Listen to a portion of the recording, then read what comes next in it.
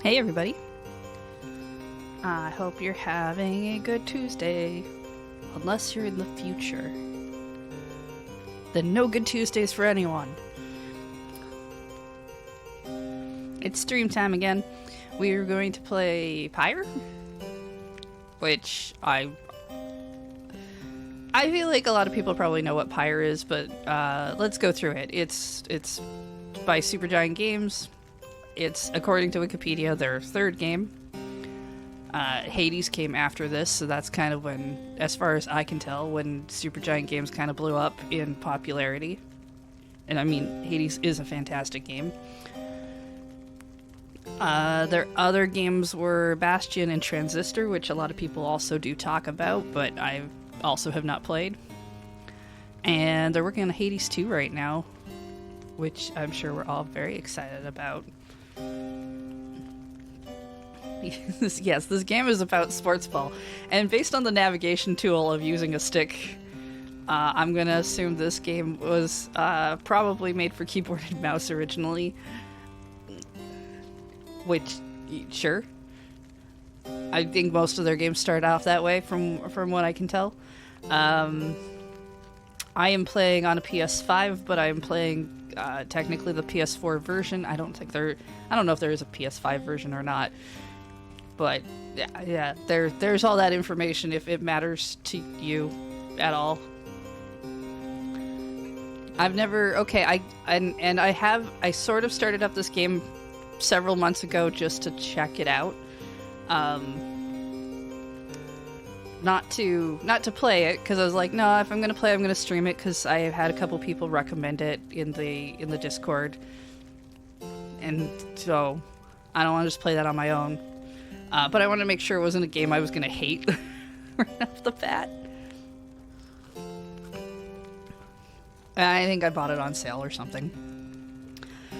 So, yeah. We're going to go with standard and play. I don't really remember what I did when I first tried it. I know I didn't go very far because I also didn't want to, like, spoil myself. I don't know. Let's just hit the button and say let's go. Play this sports ball game. Pyre's very polarizing. I mean, I know it's very pretty. It also kind of seems almost visual novel-esque. But Pyre.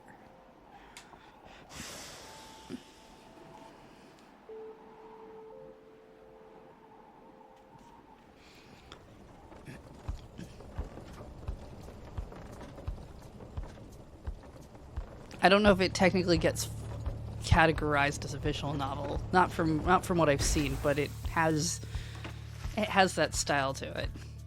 You know, maybe because like you can do this where you can check words, which is nice. All right, your days in the downside, which is a vast purgatory into which the Commonwealth casts its convicts and its enemies. Great. We're a criminal. I mean, when are we not? Your days in the downside brought slow, lonesome agony. Now as you lie yielding to the elements, something rumbles into view. 3 shapes emerge, each clad in strange attire. Oh good, aliens. Another piece of filth expelled from the Commonwealth. Commonwealth, a proud country risen from the ashes of fallen empire, home to a multitude of ethnic groups. Founded on principles of mercy and kinship, whose exact meanings evolved through many centuries. Yeah, alright. Used to describe Supergiant's games as Bastion, the first album of your favorite band, Transistor, the second one, where they refined the formula, Pyre, the weird experimental one. Masked something. See, right on schedule, what'd I tell you? You told us we would find someone alive. Oh, am I a dead criminal? I guess. Okay, I guess I could be a dead criminal. Someday, I said we'd find someone alive someday. Just not today, I guess. But don't be glum. You know I see you frowning underneath that mask. Looks like he's breathing. The masked wanderers presume you are male. Interact to change this. Oh. Okay. Oh, that's fun. He, she, they. Yeah, let's go with they. It seems they still are. Then stand aside. I shall send them to a better place. I'm about to be a dead criminal. A better place? Name me a single better place than this. Hang on, the markings on their eggs. I think they're one of them. But look at them. They're beyond our help, and we are beyond theirs. Broken, shaking, starving, probably diseased. Yeah, good luck with that there, chum. See you back in the wagon. I sound like I'm just amazing right now. Indeed, the day grows dim. You have at best an hour. Understood. I won't be long. After the others leave, the man turns towards you and begins unfastening his mask. Baldur's Gate 3 updated.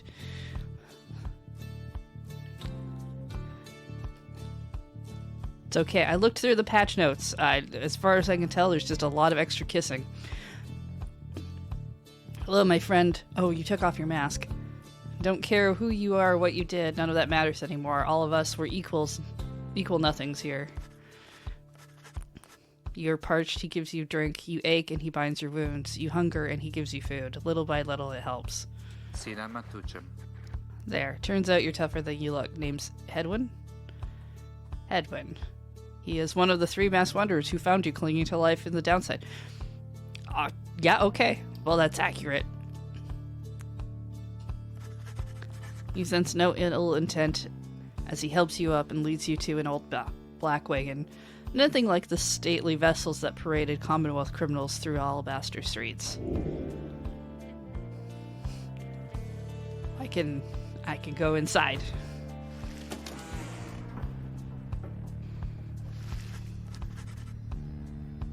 The weather-beaten dragon? No, I'm sorry.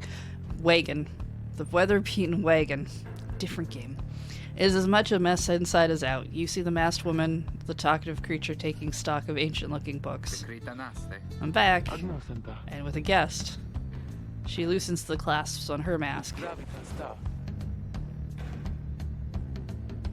You have really cool horns. You may call me Jadariel. She's the most imposing of the 3. And as for myself, the small one struggles with his mask. Jadariel soon assists him. Dog with a mustache. Ow! That is to say, you may regard me by the name of Rookie? Sure, Rookie Greentail. He's the smallest, yet loudest of the 3. Yes, that's the defining features there. Such pleasantries out of the way, the horned woman then motions to the others. She glances at you sidelong as she speaks. Can they do it? Hope so. Haven't asked them yet. What? Then what are we waiting for? Hey, chum. Nice meeting you. Hey, do you know how to read? It would be really terrible if I couldn't. Like, I don't know if I would have gotten to this part of the game. I mean, yes? Oh. He's asking you if you are a reader. One who can derive meaning from text. Okay, fair enough. Literacy has been prohibited for centuries. Those with knowledge of the old ways violate the law of the land. Admit it. Over time you managed to learn something of the old ways in spite of Commonwealth decree. Deny it. It's a serious crime, and no one in their right mind would dare violate the law of the land. Yeah, says the person who's just, like, living in the land of criminals.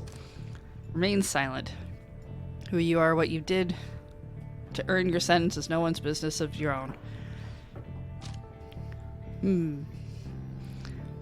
Try denying being a criminal?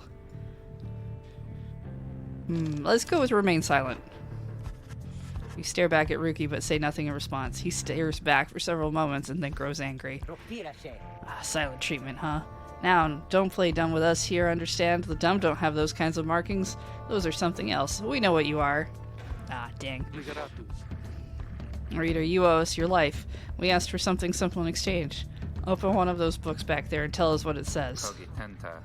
Sorry to put you on the spot like this. Alright, I guess I'll look at this book.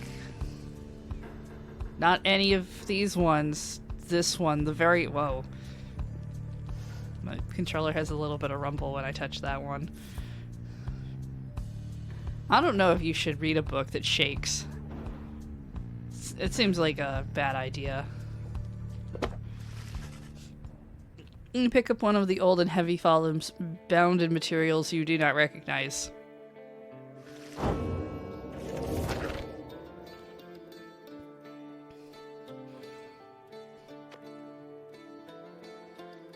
Thank you, game. Forward. A formal welcome undersigned by the 8 scribes. You, dear reader, are an exile of the downside, such as we, the 8 who wrote this book of rights. That you possess it and have capacity to glean its words is testament enough to your potential. Lest we reveal a path from those forsaken place to freedom, a homecoming in glory. The stars themselves shall be your guide. Ere the turning of the year's first solstice, seek the nearest longitude beneath the brightest of 8, as they align as shown. Arrive as a triumvirate, clad in the raiments of the rites, bearing this book. Oblige the voice that tells you more. And when they expect you to read, they expect you to read, like, riddles.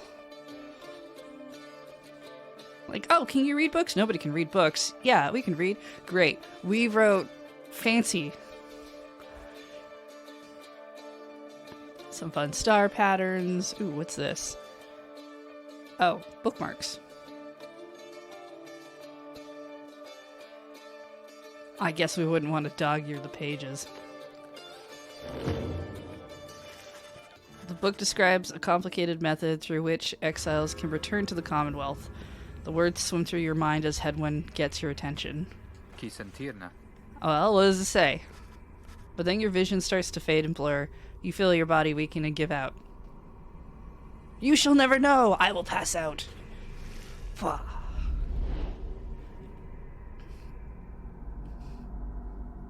Into a loading screen.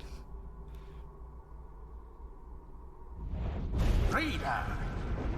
Dare you tamper with forbidden knowledge? Always? So soon after your sentence into exile. Yeah. 'Tis true what the book says. You can be free again. Perhaps not you yourself, but someone worthy of the privilege. You witness now the path toward salvation. You witness the rights. The one way to return to glory. Though in your case, I hardly think it possible. Thank you for the vote of confidence. Yes, by the grace of the scribes, it is my duty to inform you anyhow. It worked. So it's true. Yeah, okay, but now what? Where'd the reader go? They should be out there still. We'll just have to believe in them. They could abandon us. They won't. You look upon the 3 of them from beyond as Edwin then calls out to you.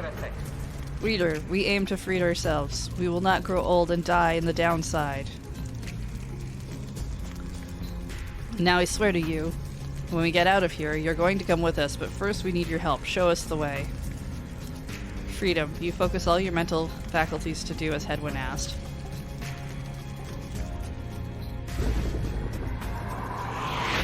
A celestial orb falls from the heavens when the time is nigh.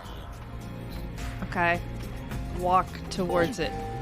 Did it. Exiles conduct the rites as a triumvirate, for they must prove their trust in one another, not just in themselves.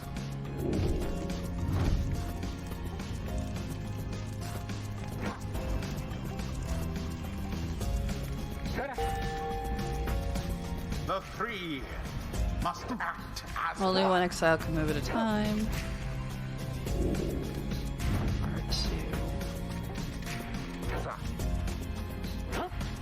R2. Sprint until stamina is depleted. I like checkboxes. Now plunge into the pyre with the orb and be purified. Yes, the exiled rookie has the way of it. Whoever steps into the flame is banished for a time. His or her cohorts must make do on their own. Okay. Oh, but it is not so simple. In the rites, you shall face adversaries whose own freedom is at stake. Beware the aura that surrounds them, as they shall beware yours.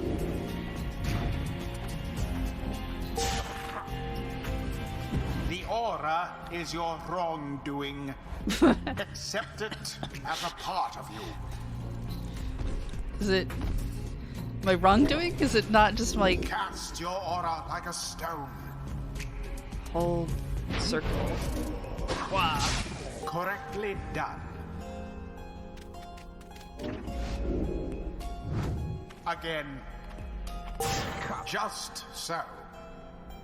A glorious performance, I admit. More than I expected from the likes of you. Okay, they do return. Grasp the orb once more. Okay. The orb absorbs the aura. Then the orb quenches the flame. Now I say jump. Leap with all your strength. Got a jump button.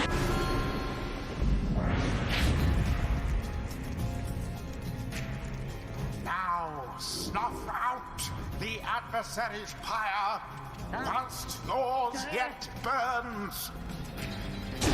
Sublime. So it's a bit like capture the flag.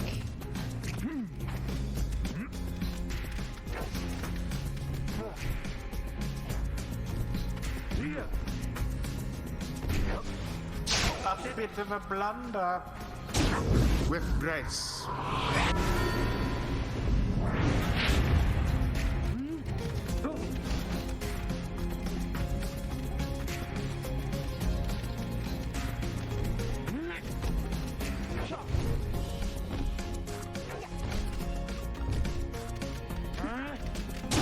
The flames of freedom.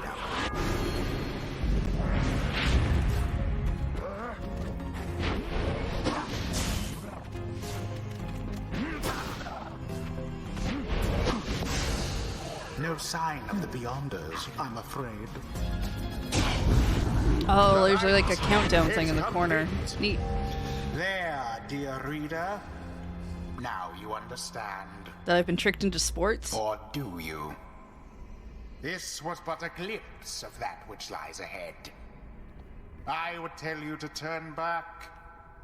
Cast down your hope. But all those such as you never listen. During the rites, only one exile on each side is permitted to move at any time. 3 must act as one. Right. Okay. Kind of reminds me of Borden Ball. The others are still picking themselves up as you awaken. Well, that was something. That was our way out. So now we just follow the stars? Supposedly. Reader, come let us regard the night. Jadariel leads you outside where a clear night sky awaits. Now show us before the howlers catch our scent. Where shall the rites commence? Rites, an ancient ritual competition through which the worthiest exiles regain their freedom. The 8 scribes gave their freedom so that we may yet have ours. Prayer from the Book of Rites. We're gonna find out that's like probably a lie or something, right? Like it's one of those, oh, this keeps people busy and we tell them that they'll totally be free at the end. It's like Hunger Games. But it's all lies. They don't really mean it.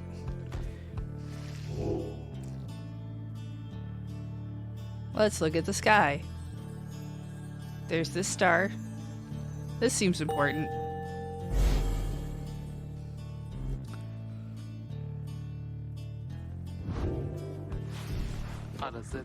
200 leagues due east, the Ridge of Goal. According to the stars, the next rite shall soon commence here. The fossil remains of the serpent titan slain by Goal Golathanian, yet loom over those living in its shadow. Concilia. Great, and we're supposed to be there when exactly? Very soon, according to the stars. You should be able to arrive in time if you make haste. Well, it's a good thing we found this all in the nick of time. Then we best get started. This ought to be good for a few laps at least. What do you say, Jody? Jadariel turns to you, studying you. Reader, do not deceive us. Pray we make good use of our remaining time. What she means is absolutely happy to have you. We're counting on you, friends. See you inside. Freedom. The rights are the key. It is a lot to take in.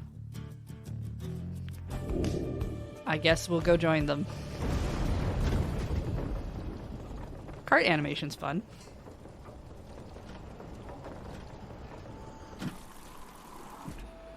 All wobbly and hippity-hoppity.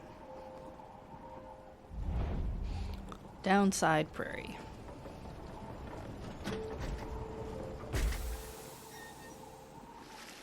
You arrive in Downside Prairie, where the road ahead is forked. There is a lack of consensus about which way to proceed. Ooh, decisions. One of the downside's only verdant regions. It only gets less hospitable as you press further north. I'm telling you we ought to take the northern pass. I've got an associate holed up in Hollow Route I've got to pay a visit to. Northern route to the Ridge of Gold goes through a small exile encampment.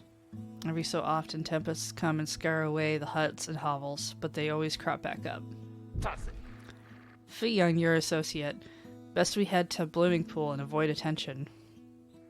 Southern route goes through a humid area pocked with hot springs. Runoff from the sand folds means no bathing in the springs, so they're just there to mock you. Mocking hot springs? And get stuck in a bog while we're at it. The dispute continues as Headwind listens for a while. What if the reader settled this? They mark the way, we get us there. If these rites are meant to test our faith, then we'd best learn to trust the reader's instincts on our path. No second-guessing them along the way. Can we all live with that for now? Sure. If necessary. Then it's settled. Just point the way, my friend. The stars guide us through you. Weigh the options. So this one is for Ruki. This one is for Jadariel. With hot springs we can't go into. You know, somebody... I don't know. Anime dictates hot springs even if we can't do them. I guess we'll go down there.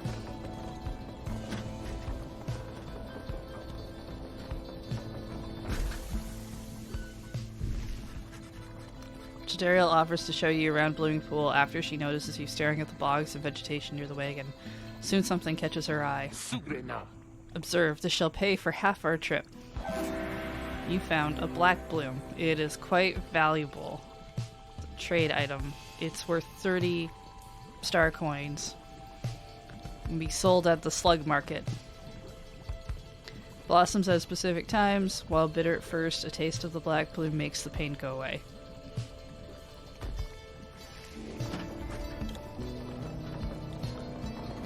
Hot Springs episode was short.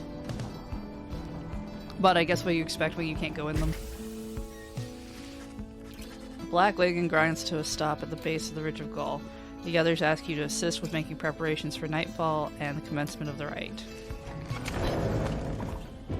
Oh! The little thing has tent stuff that popped up. I guess we'll go inside. Oh, there's sparklies everywhere. Cooking tins. From Headwind. I can speak with you. Greentail family portrait.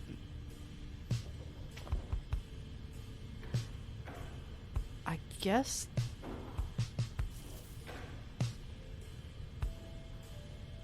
Interact to view the roster. Common room, you may review various notes and observations about your fellow exiles and their respective paths towards enlightenment. Okay. Well, the tutorial hasn't taught me about that part yet.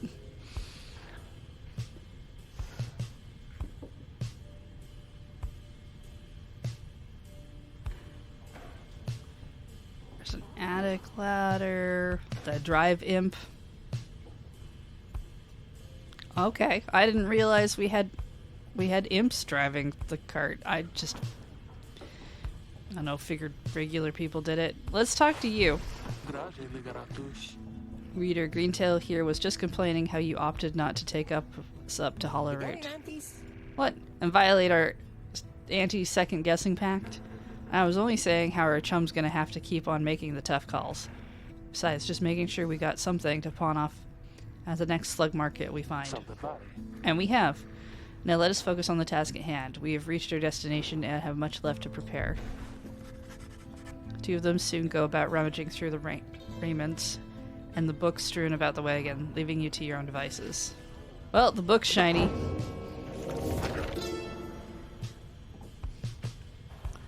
First exile. The words of Gol Galathanian, the Master General.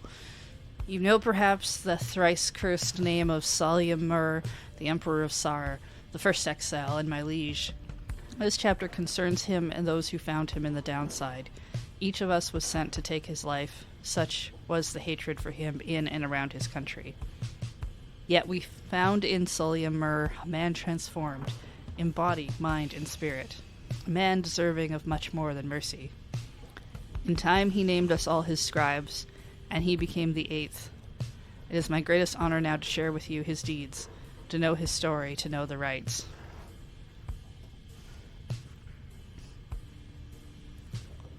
Alright.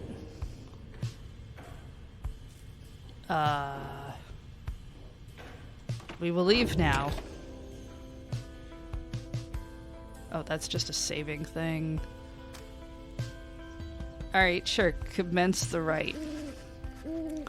As darkness falls, your fellow exiles stand together, clad in the raiments of the rites. The preparations are set. However, everything is still and calm. Soon they grow restless. Keep telling you there's nothing here. What a bunch of idiots we are. If we traveled all this way for nothing. I don't think we did. Hey, look up. There's stars now.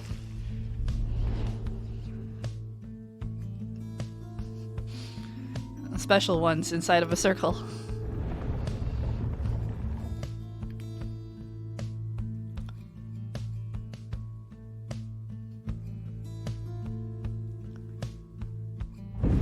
Freedom!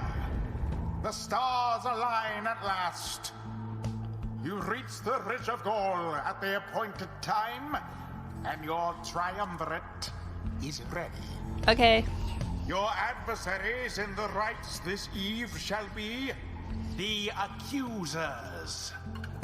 Whose ever pyre yet burns once the other is extinguished shall step closer to freedom.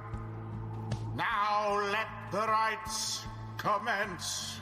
Is it a good idea to have so many candles on the field?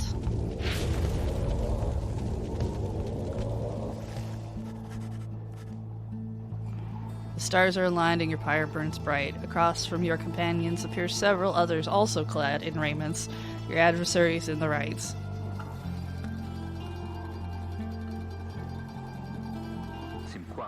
Everyone ready? Let's hope so. Be still, we have a visitor. The one whom she refers to steps forward. At last, the Nightwings grace us with their presence. The name of the triumvirate in blue, it seems your fellow exiles have assumed their identity. Okay. I see the reports of your demise have been exaggerated after all. Even I was beginning to think you were gone for good. Nobody moves, save for the man robed in gold, who unfastens his mask. Surprised to see old Led Dell again? I trust you remember my face, though you must have assumed never to see it again after last time. He's the leader. Never had I come so close to freedom, only for you to dash my hopes. Now I and the accuser shall repay that affront. That's the name of their group. He shoves his mask back on and takes position with his comrades. It is time. From the shadows you clutch the Book of Rites and focus on the task at hand.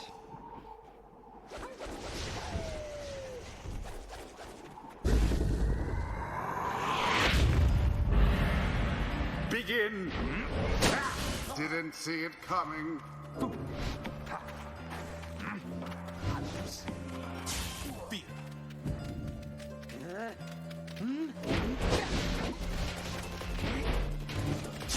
Seize the orb!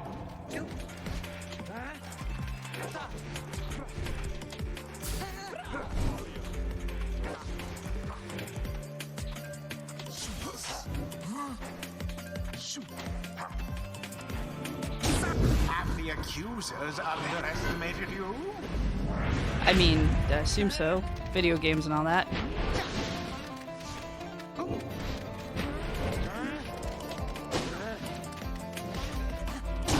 Rookie plunged into their fire. No, I shall not accept defeat from you again. Hear me, accusers, stand your ground. Let your oars boil in rage. It seems that you have flustered the accusers. We're getting there, but they've hunkered down. Fine, then we shall disrupt their formation. Have you any idea what that Lendl did to deserve his exile?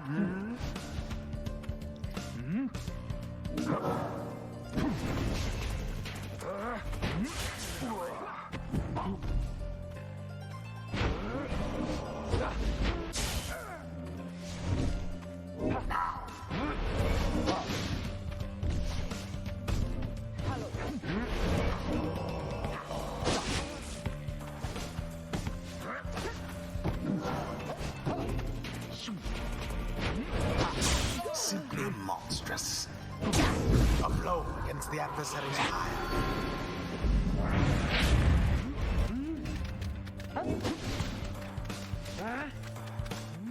There, a daring display. Flinging the orb into the flames like that. Getting a You checkbox elude done. banishment using such tricks. Their flame has died a little. Your victory's at hand. And it is done. Alright. You have prevailed. Rejoice then in your single fleeting victory. Okay. Yay! Guron Salashe. Your deceit may have earned you a hollow victory, but know this.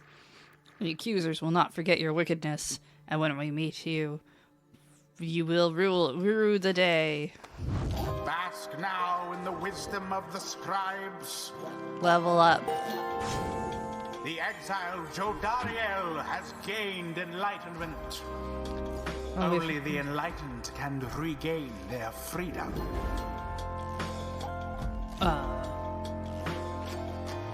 After using her rush to lunge forward, Jodariel can rush away again.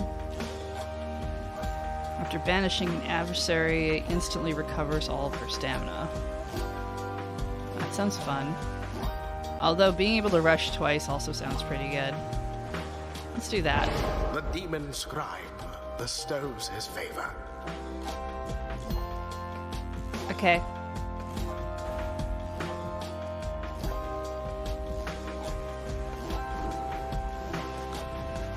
After the rites, the accusers disappear into the darkness. As you return to the wagon in the still night sky, you see a single star burns brighter than the rest, beckoning you onward.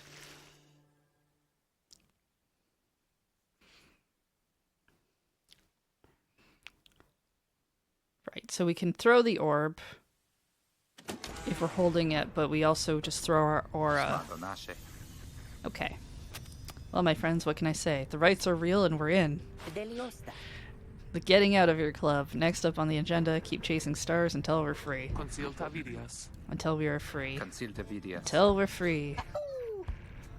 Might as well be us instead of Lendl back there. Anyway, guess we better start packing. As the others go about their business, Headwind turns to you. Reader, come walk with me while the stars are still out. You and Headwind walk in silence for a time before he speaks up. You have questions. Come, ask away. We need you in on this for the long haul. How he was exiled, how he got his wagon, why you cannot conduct the rites yourself. What happens if you refuse to help? What happens if we refuse to help? You ask Hedwyn what would happen if, say, hypothetically, you did not wish to help them any further in this quest. He maintains eye contact and his smile. That's a good question. We're going to have a lot of time to discuss that and many other things. Make you a deal. Read the stars for us again, and I'll tell you about it on the way. You sense he speaks truly as he beckons through the fading dark above. That wasn't an answer, dude.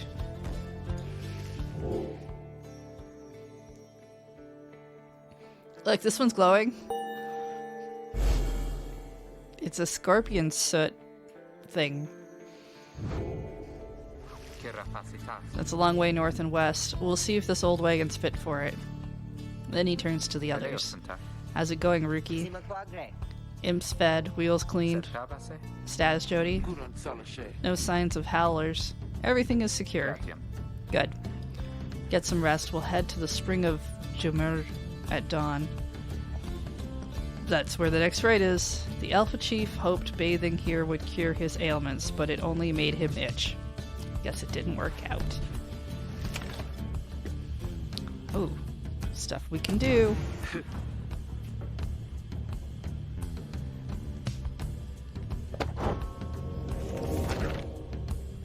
Okay, nothing new in the book.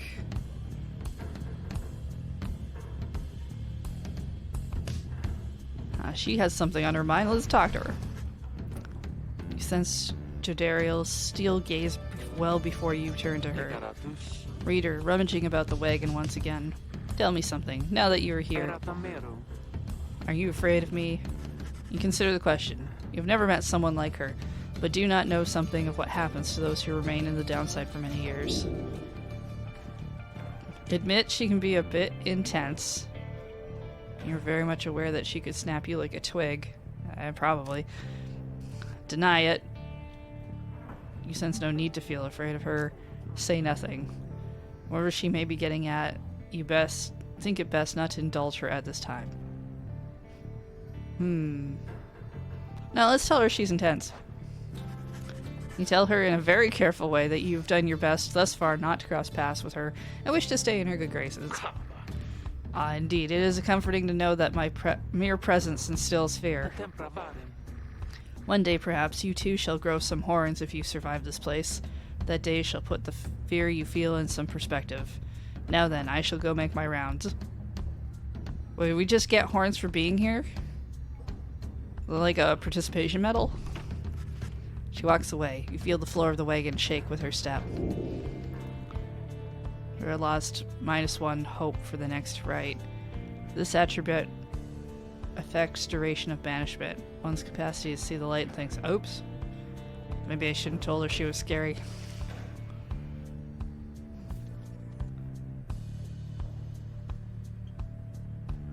Doesn't really look like there's anything else to interact with. Let's keep going.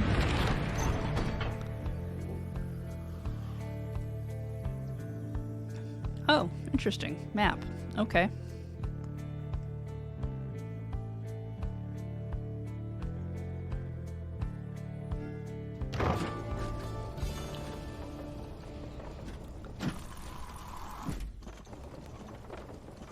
It's probably fine the cart moves that way. Yeah. Why wouldn't it be? It can jump 12 feet in the air, it's fine. Climate here in Jomar Valley is hot and comfortable. Yay! We have a stowaway. Hello. Home? We can go home? She must have latched onto the undercarriage as you cross the ridge. Her manner is odd, though you sense she means no harm. She must have overheard some of the fellow exiles' conversations. You need but say the word, Hedwyn. Oh, come on, you can't be serious, Jody. She's just some kid who managed to climb aboard our wagon undetected, but still. Do it, Jody. Jodariel approaches the girl and looms over her. Listen to me, girl. We cannot guarantee that we shall get you home, or any of us. But at present, we have room for you and adequate provisions. You may accompany us for the time. Daria leaves without waiting a response, presumably to make room in the wagon for your new guest. The stowaway is overjoyed. Really? You are so kind. You are most kind to someone you just met. Like me. May the 8 scribes smile upon you all.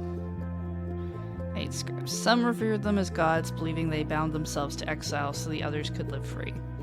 Centuries of oral tradition have shaped the history of the 8 scribes into myth and legend.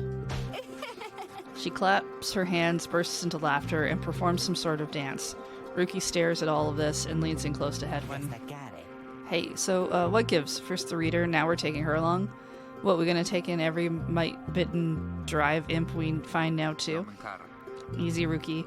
I think he'd want for us to bring this one along. Who, Sandalwood? I thought you said he asked we find someone to fit in every type of mask. Near as I can tell, yours would fit her just fine. Sandalwood, question mark. The apparent name of a mysterious informant. He asked that we use our best judgment. Besides, we send her away, she's gonna go telling anyone she finds about us. We can't risk that right now. Can I come in? It's really hot, and I'm thirsty. And tired? Yes, you're welcome with us. One question though, what do we call you? Well, this is really embarrassing, I think, but I don't really know. It's just, back home they called me lots of names. Like, for the color of my hair. They made fun of you just because you got gray hair? That's it. My name, it rhymes with gray. My name. Oh, they just called me lots of names. You sense the girl struggling to recollect a certain name she felt best suited her. Oh. So many possibilities. They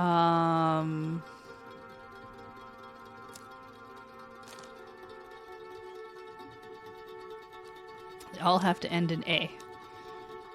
I like May, okay. K, Fe, Day, Zay, She, Ray. Let's go with May. You suggest it's May. Yeah, that's absolutely my name. My name is May. Young vagabond girl with an odd manner and unshakable sense of curiosity. Where I am from, they call me May the Moon Touched. But I guess maybe you don't have to say that part because I don't really like it. Your fellow exiles decide to bring May along for now. She almost collapses from exhaustion, so you take her in and show her somewhere she can rest.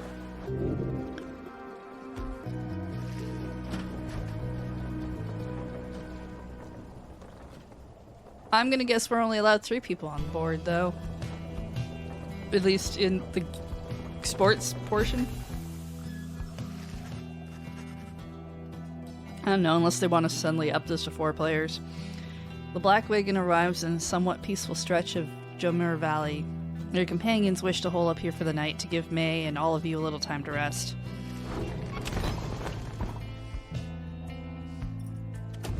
We can't not go into this thing.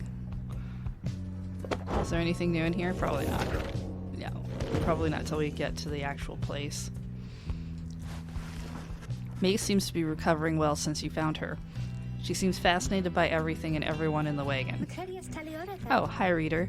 You're the one who knew my name. You guessed it right, you did. Thank you for your hospitality. I've just been eating with the imps and talking to the wagon. This wagon, he and I are the same age, almost to the very day, but I'm older by 3 weeks, so I'm giving him a hard time. Little brother, I call him. He is a good wagon, isn't he? He will take us very, very far. My little brother, sure, he pulls at my hair at times, and I don't like it very much, but he is family. I'm happy to be here with my family. I thought that I had lost them all again. I thought that I had lost them all. Oh, but we have stopped now, haven't we? Then I should go outside to dance in case the scribes are watching.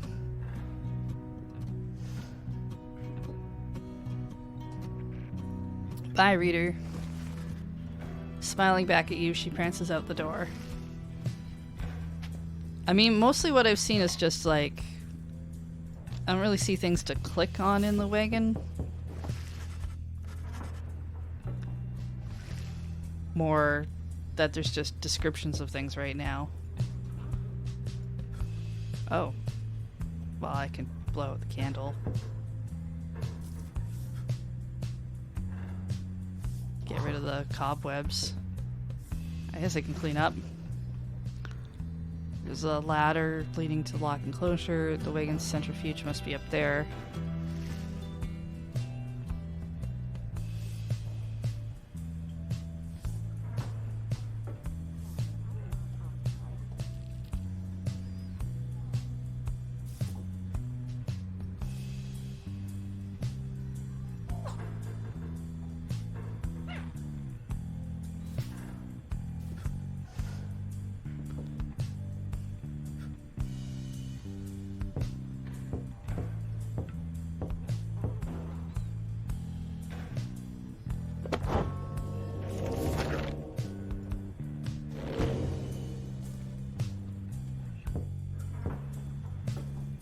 Not releasing anything else.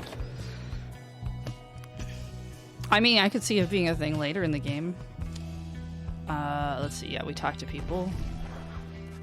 Your fellow exiles are taking a moment to unwind. Judarial motions for you to join them. Best get used to your new life here, reader. We seldom get such moments of reprieve. Perhaps some further study of that book shall pass the time.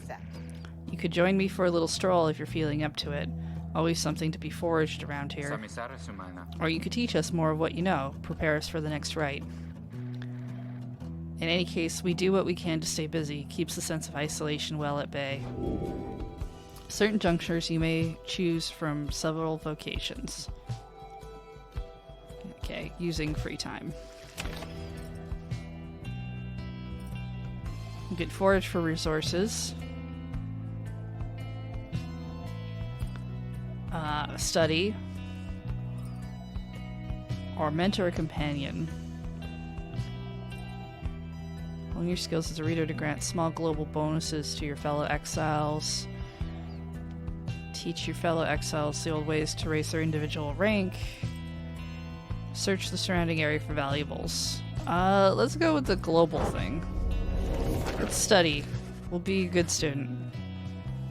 Find a relatively quiet clearing to study the Book of Rites with undivided attention. Through greater understanding comes the reader's influence.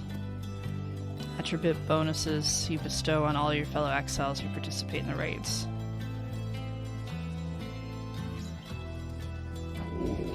Focus on which aspect?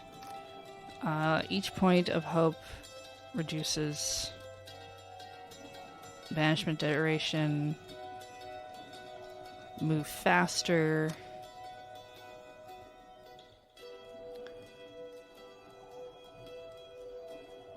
Presence slightly increases the size of your exile's auras. And this one you can't get until later. To master the aspects of the book. Each point of glory raises how much fire your exiles deal to the adversary's pyre. Okay. Well, I do like speed, so let's go with that. You can concentrate on your knowledge of the 8 scribes and how together they compose the Book of Rites among their many fates. Inspiration comes to you in a flash. Whether from the book or from within, you cannot tell. You gained celerity. Oh, hey, celerity is one of the things I can do in Vampire the Masquerade. It's a speed thing. Rank 1 of 2. Okay. I mean, it is here too, but...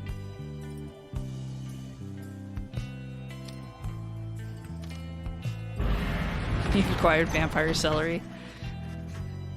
It's, you know, it's vampire... If regular celery is negative calories, vampire celery is really negative calories. The path leading further west splits off, and once again your fellow exiles turn the choice of where to go over to you. May seems enthusiastic for whichever route you choose. We can go to Glue Hive. The North Cross. The remains of the Hive Titan. May believes those who travel this path shall be as strong as gold of the 8 scribes. Fall flat. May believes those who travel this path shall be as swift. Let's go with speed. If we're faster than everybody else, then that just ups our DPS, doesn't it? Yeah. May is behaving stranger than usual as you traverse the stark badlands of Fall Flat. Even in the wild curves of the valley, avoid the oppressive heat of this place. Too late. This was the path that Jomer Many Mane, 6th of the 8 scribes, ran across so many times. Can you not feel his presence, him and all his friends, here in the sand and in the air and all about? He united everybody in the area. At first you pay it little heed, though later you observe your fellow exiles seem to have more of a lightness in their step. Perhaps it was the previous day rest that did everyone good. We have +1 quickness. At least for the next rite. It's an interesting way to do, I don't know, were they boons? En route to the Spring of Jomer, you hear all about the roving slug market, which appears to be nearby. Ruki insists you take a look after you settle in. Crude trading posts found on the downside. Commonwealth contraband sometimes finds its way to the downside, where it is traded and sold.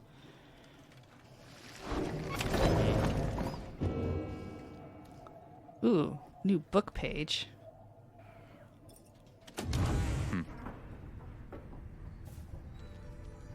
Wait, let's go to the slug market. Hey guys, how's it going? Mr. Greentail, been a while and all that. Hey Ron, it's going. Say, how come you've set up shop all the way out here? Isn't this a little out of the way? Let's just say you're not my only customers. Dad and I, we know this business pretty good. We've been around the block. As Ron keeps blathering, Ruki signals you in a furtive way. Here's the deal, chum. Got an informant says there's something here connected to this rights business. See if you can spot it. Should be able to pawn some of our stuff to make the trade. Don't even worry about Falcon Ron. Okay. So, you got something or what? That black bloom you got there, I could take it off your paws if you want. Drag to here. Okay. Are you gonna take something off my hands or what? Drag the moon crest to your stash. I will buy that. It's a one-of-a-kind thinger you just got there, you know. And you got yourself a real good deal from me, so thanks. Switch to the roster to equip. Apparently any of us can get a little edge out of that during the rites. I mean, just a question of who gets to try it out. You can have a talisman. Items imbued with various enchantments.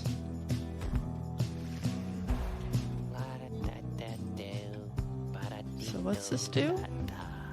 After being banished by an adversary, the bearer has a chance to return immediately. Oh, okay. Sure, I guess we could give it to you. I use you pretty well. Anyways, Dad over here, his feet, you know, we've been having trouble with his feet, getting real something over other from all the hoofing around. And Ricky indicates to you that that now would be a good time to depart. Okay, so it does tell you the costs in the corner, which of course we don't have. We can buy the black bloom back if we want. Okay, we leave. See you, Mr. Greentail, and your friend here too. I like them. Seems real nice, you know. Okay, so the market is a place to get things. There's a new page.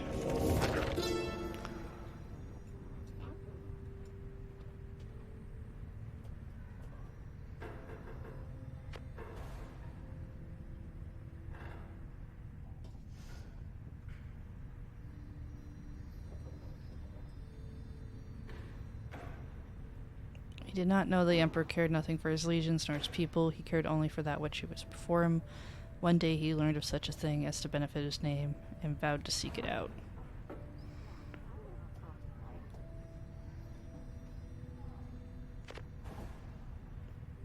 Oh, no, this is a whole new thing, isn't it? Because this was... I thought we read... Yeah, we read the first Exile.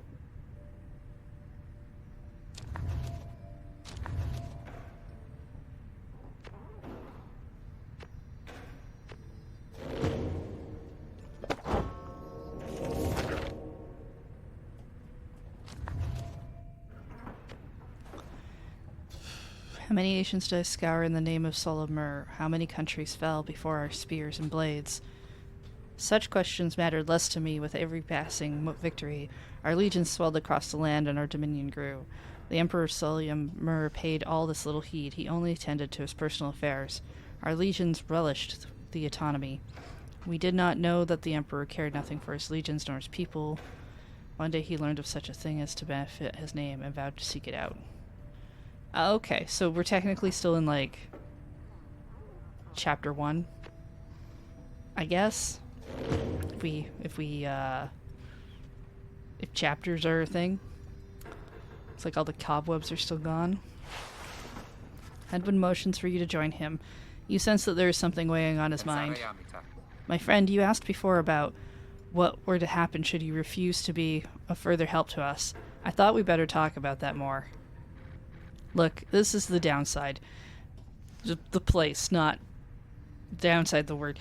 You don't come here by choice, but in a way you're freer now than ever. So the truth is, if you don't want to help us, I can't make you. Not even Jody can make you. You're free to go at any time. But if you were to leave, you would be on your own, and so would we. If we're following a path right now, then we would lose it and be lost. I expect the path we're on is going to put strain on us from time to time. We'll be tempted to give up on all of this and on one another. I think you know where I stand. I intend to see this through, but I can't make you do it, nor can I make Jody or Ruki. It's a choice we'll have to make. We'll have to keep on making as we go. Anyway, I'll leave it to you. Thanks for hearing me out. Oh, so no threats. Great. He walks away, leaving you to consider what he said.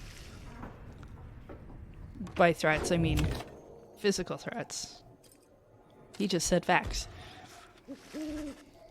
As you complete preparations for the rites to commence, you notice May approaching.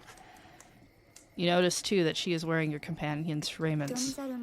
We can go home? May, I thought I made myself quite clear that you're not to touch those robes. Oh, I'm sorry, Miss Jordariel. I just thought that maybe you were being funny at the time. Unbelievable. Hey, something's happening in the sky. I think we're up.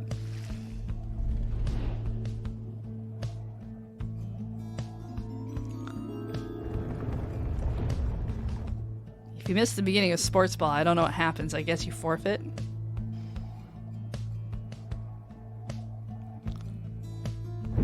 Reader, what brings you to the spring of Jomir? Why, it must have been the stars. Although it seems that your triumvirate now numbers 4 exiles, not the expected 3. The rules of the rites were not created for you to besmirch. Really? Prepare now to confront the fate. They still honor the traditions of the scribes, and surely have been longing for this chance. But first, you have a choice to make. The sky burns bright once more as your next adversaries in the rites approach. Their apparent leader is a bent old cur who regards you with a formal bow. At his side is an intense young man.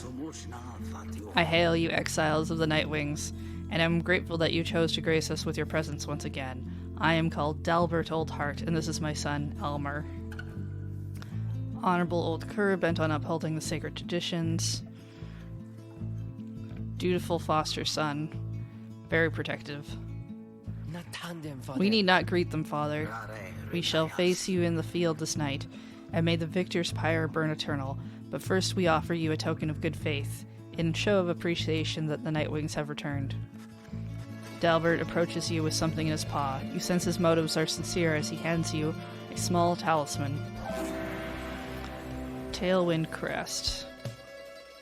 Rank 6 talisman. Grants the bearer +2 quickness. Forged metal brooch, cool to the touch, depicting some triumph of the Sea Dominion.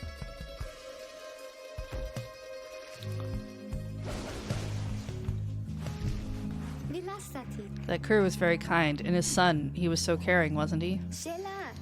When can we start? I want to help you beat them. We need 3 of us exactly to conduct a rite, but we've got 4 now, besides the reader. This ought to be their call. If someone has to stand aside this time, I volunteer. No volunteering, chum. It ought to be the reader's call, remember? Very well then, reader. Who shall it be? Now we shall get started.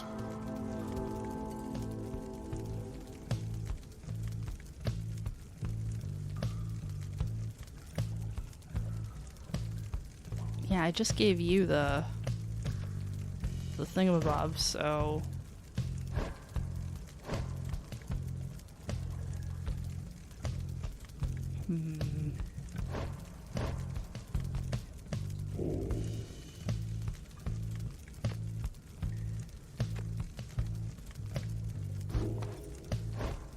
Oh, I see.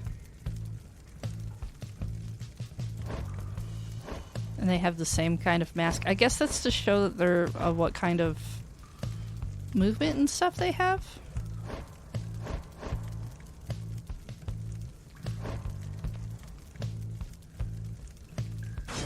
Headwind. You didn't have to do this, but I'll do my best.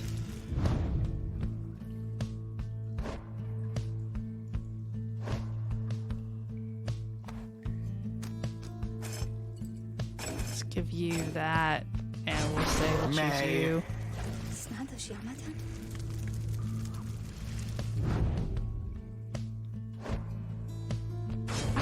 And Doggo. The choice is cast. If you intend to prevail in the rights, you would be wise to not exclude me next time. And I made Jardriel angry. Who knows if that'll have an effect. Nightwings, I trust you are all well prepared for these old eyes, yet see that the rite shall be commencing momentarily. Are you quite ready to? I hope so, Father. Here, now, let me show you.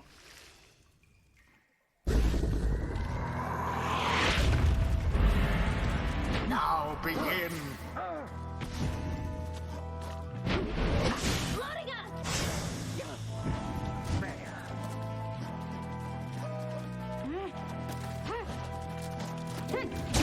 Your adversary's Pyre is the first to falter.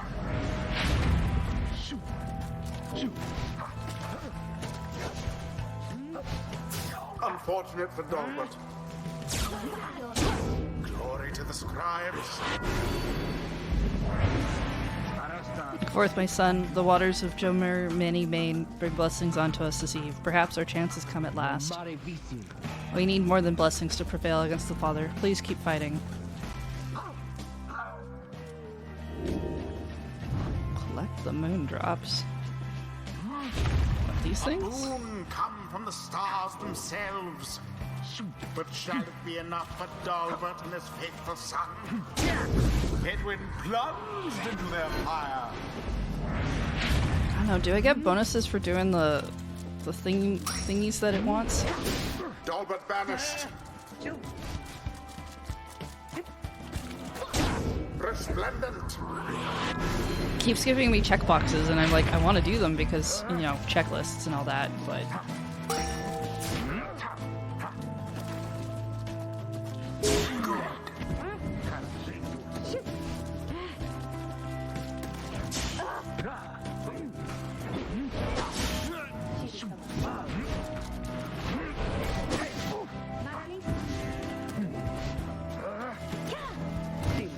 There goes the orb.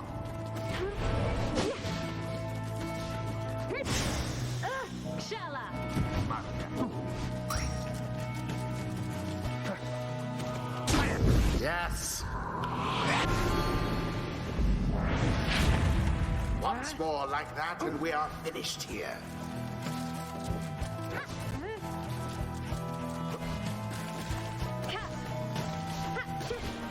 And it is done. The Nightwings prevail. It was a glorious performance, I must say. Perhaps you shan't be quite so fortunate next time. I mean, that's always a possibility. I could possibly not be fortunate next time. We did it. I think we did. I think we did.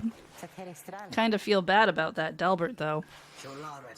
Exiles of the Nightwings, the dawn is yours, and may you earn your freedom. But Father, the dawn might have been ours. We failed, and I have failed you. Nonsense. We are the fate. We do what is ordained and nothing less. Now let us go, my son, for I am weary once again. There is much to learn from this experience. I think I'm beginning to understand something of all this, my friend. Ooh, mastery. Headwind gains plus 50% more stamina, letting him jump and sprint more often. Or Headwind and his allies regenerate stamina twice as quickly as usual.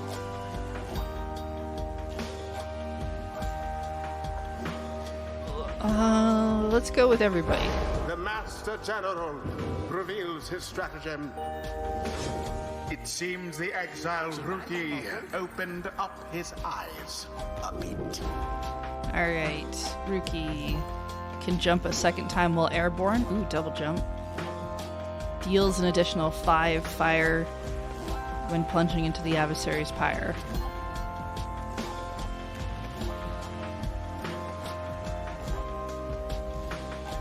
I kind of like the extra jumps.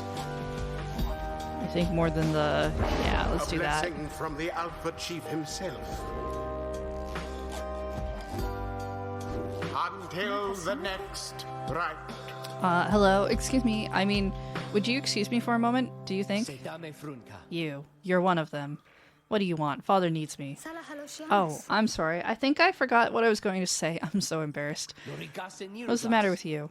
It is against the rights for us to even speak like this. Oh, I didn't know that. I don't think. No one said anything like that to me, but then all this, it's very new to me. So I thought maybe... You cannot be serious. Yes, I mean, I like to laugh. I like to laugh a lot. And you, how about you? This is a Nightwing's trick. Father told me not to speak with any of you. But I have to go. Wait, Elmer, wait. I think that was your name? Was that even your name? Wait. May is trying to make friends. Oh, I can switch to a different difficulty anytime I want. That's nice. I like it when games let you do that.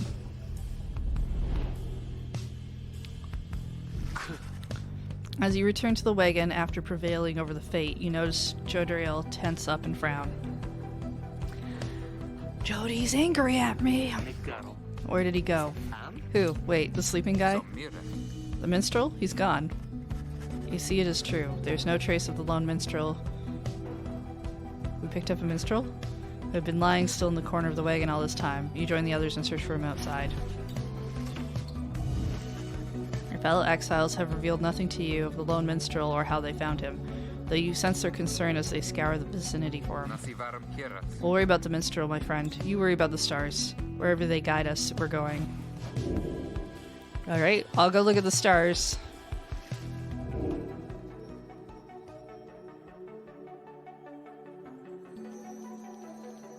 So this is the one we're at.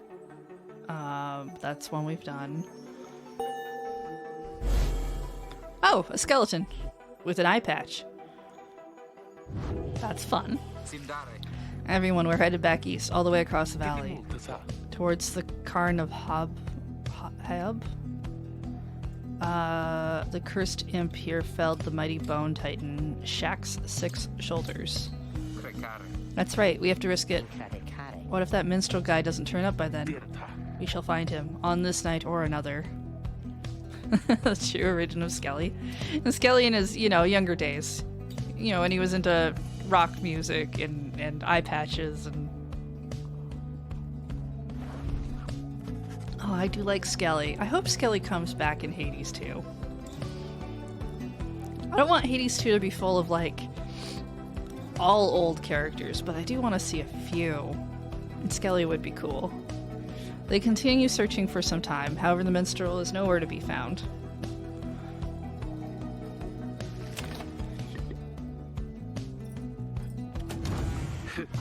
This is new. May's scribe catcher. The bundle of sticks May insisted on hanging in the rafters. She believes it brings good fortune.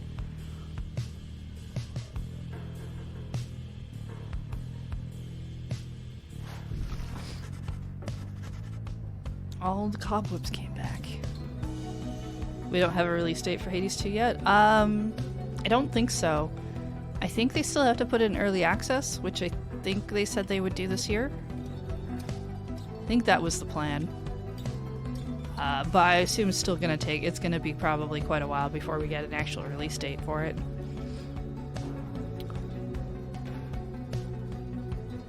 Yeah, I don't think we have a proper... Oh, maybe it's just an assumption that they'll do early access this year. I mean, based on the year that all the games have come out on the Wikipedia, it looks like they dip typically every 3 years.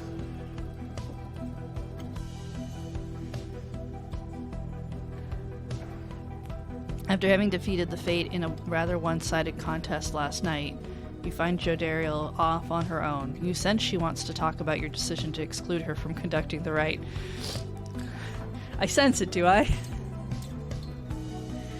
I am looking forward to Hades 2. I think it'll be a lot of fun. I mean, and I'm basing that off of playing Hades 1, so... Reader, you should know that I did not expect to be relegated but to being a bystander in this. Yeah, I figured that part out when you were all huffy about it. I respect your decision to exclude me in this case, though at the time I did not think the others would prevail without me. A lesson learned even at my age. Now, if you would excuse me, we shall be departing soon. She departs to check on things outside. You sense that she has no misgivings about what transpired and is more concerned at present about the missing minstrel. You sense that she will not murder you in your sleep.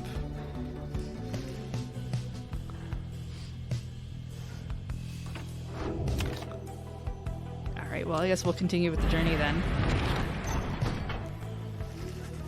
There's still no sign of the lone minstrel, although Jodariel tracks potential signs of movement east, the same way you were headed. You consider where to search for him.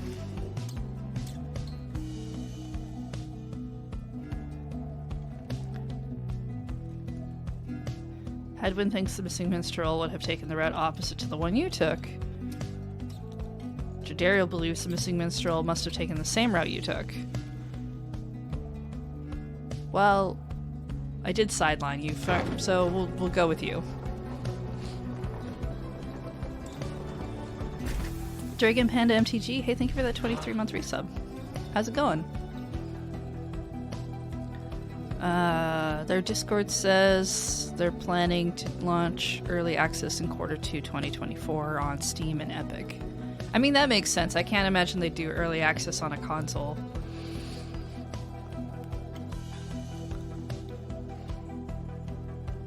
I don't know, we got that partner direct. No, wait, that's a Nintendo thing. That probably wouldn't show up there tomorrow. I don't know why they have to dump partner directs at 6 a.m.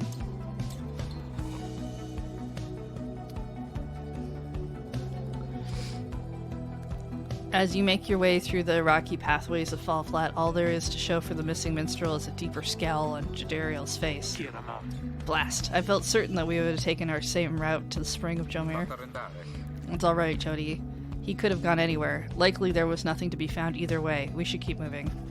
You pick up bits and pieces of the minstrel's significance to your fellow exiles. He was there when they first discovered the Black Wagon, but they speak little more of it for now.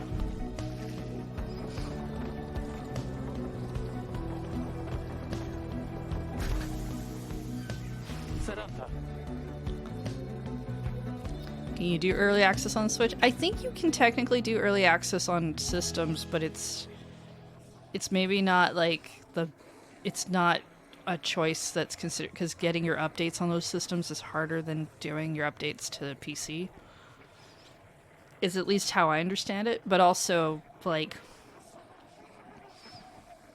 you're probably going to do all your early access on PC, and then when you're done all of that, then do your ports, especially if you're on the indie side of things. rather than, but like a developer with a lot more money probably could do it. Yeah, Disney Dreamlight Valley did do it. I think Disney Dreamlight Valley's still technically in early access. It's been a long time since I've looked at that game, to be honest.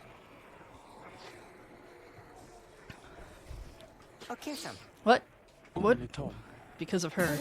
They're coming. They're coming for us. We have to be ready. We have to. Did she mean what I think she means?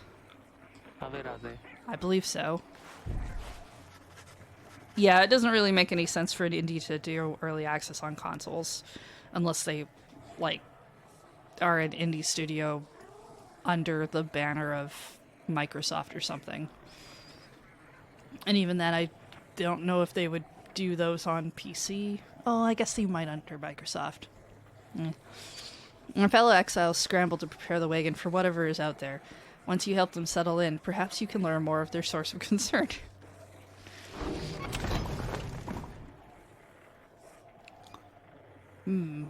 Okay, so...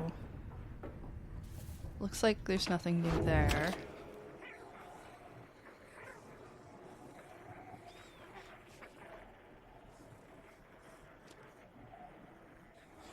Something is approaching, and you and your fellow exiles need to be ready for it. Alright? They are coming for us. They fear the scribes. They fear the scribes. I know they do. What's she talking about? What's going on? Howlers. Lots of them. Then what are we gonna do? They fear the scribes. Calm yourself, May. We shall give them reason to fear us as well. We'll use the raiments and the books. Indeed, one of us can draw them out under the reader's watch. It shall be just like one of our rights. Okay. Headwind turns to you. It seems we need your help in this, my friend. We just need a volunteer to go with you. I'm very confident in the amount of info you're giving me. I will do it, reader. Please, you have to let me. And the scribes, they will protect me. I know they will. Jadariel exchanges looks with Headwind. Each of them nods at you as if to signal their approval. Okay, well, I guess May will help. Are howlers just a bunch of wolves? It's generally, or maybe they're kobolds. Might be wrong universe. Oh, hello. That howling sound, it means they're here. Oh, by the scribes, they're here. Jump and cast. Fend off the howlers. Okay, game became different.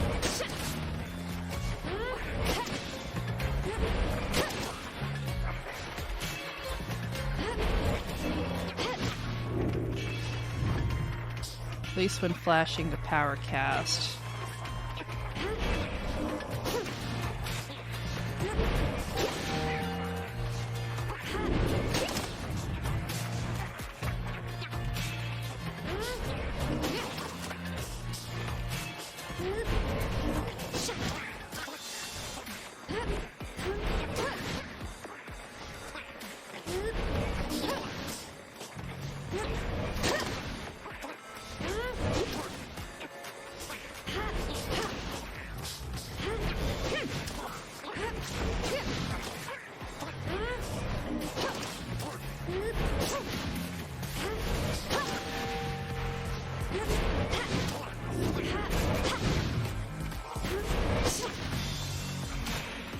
Release square when jumping to power jump.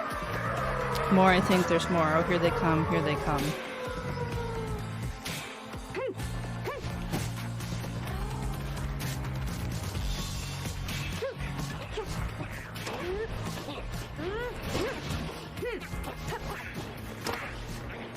Okay, I can also just run into them.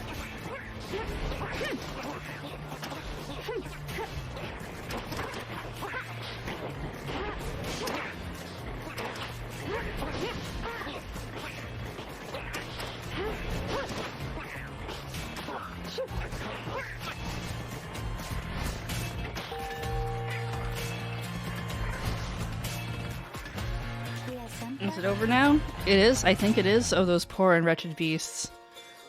It's a little tower defense in the middle of our sports ball. Huh? Just then May spots something creeping towards her. Whoa, what?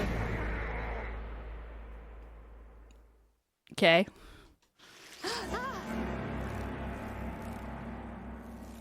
I think Bay got eaten.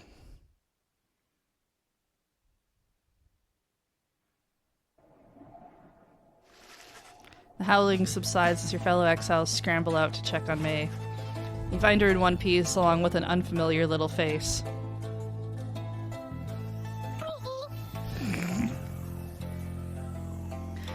Okay, it's a drive imp. Isn't he the best? Can we keep him? You sense a depth of experience in this creature, at least judging by the drive imp standards. In fact, you feel a connection to him. If you concentrate, perhaps you can derive some meaning from his calls and screeches. The drive imp seems both excited and frustrated by something.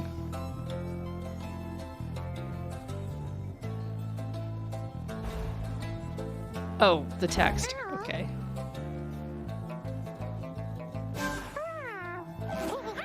Drive imp recognizes you as the new reader of the Nightwings. He is pleased to meet you. You can now understand this unusual drive imp. Sure.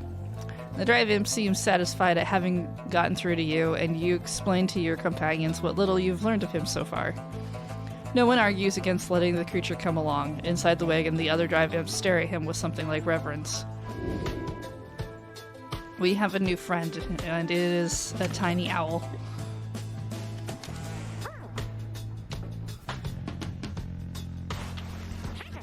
You can see the little imp has made himself at home. He rushes right up to you. Your new imp companion seems very pleased to be in the wagon. He indicates he was able to find you thanks to the swarm of howlers. He has no love of howlers, and they know not to mess with him either. He plans to set up a nest that should ward off any further trouble with them. He looks forward to the road ahead with everyone and believes it should be worth it. He seems to be saying that he is happy to be back where he belongs, and he urges you to keep going. He bounds off towards his brethren settled in the wagon's rafters. I don't think we got any new pages. No. We have a tiny new friend. You probably can't play sports ball, I'm gonna assume. Okay, so we can't... It doesn't look like we can go over there, but we can go to Lick Sand. Your new imp friend seems insistent that you take this path bearing east.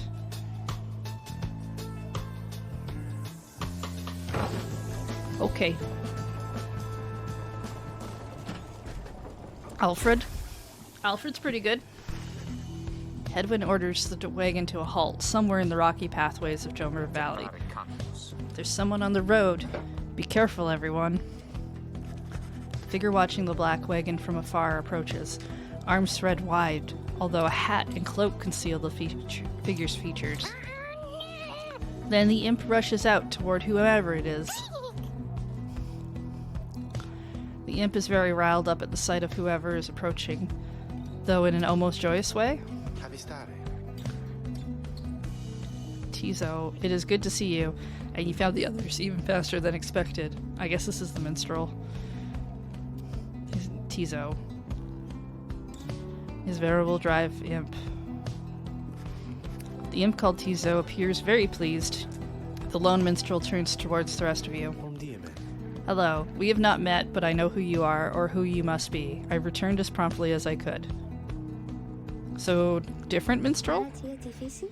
Have you walked with the scribes themselves? Because I think maybe you have. Hello, indeed. You had us worried there when you took off. Not new. I should knock him back into his slumber. I did not aim to cause you such concern. As soon as I awakened, I had to notify my client that the Nightwings have returned. Your client? Yeah, Sandalwood. He is your point of contact, as I understand. You did not find his wagon by mistake. So what now? You continue down the path. That is why I'm here. When we meet my client, he shall explain. For now, you have a job to do. I assure you that I shall not interfere. But I mean to accompany you. Would that be all right? Edwin and the others exchange looks. Welcome back, minstrel. You got a name? I am sometimes called Tariq. It is a pleasure to meet you, Nightwings. The lone minstrel returns to the Black Wagon with your fellow exiles. Alright.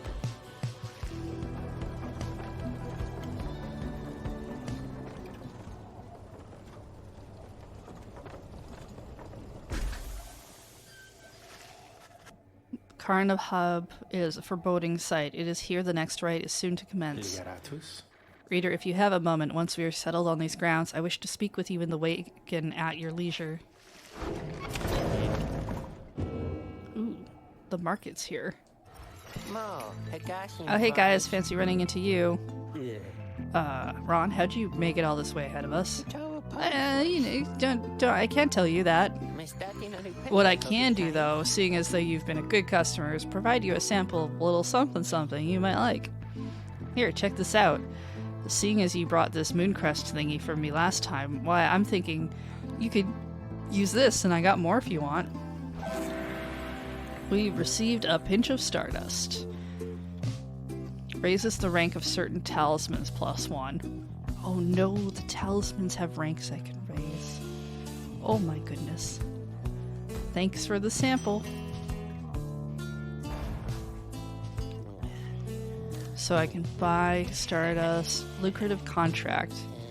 After banishing an adversary, the bearer gains +1 up to this many times per rite. Lunar Glass, Cure Fang. Plunging into the adversary's pyre, the bearer deals more damage. At the start of the rite, bearer's pyre automatically gains +7.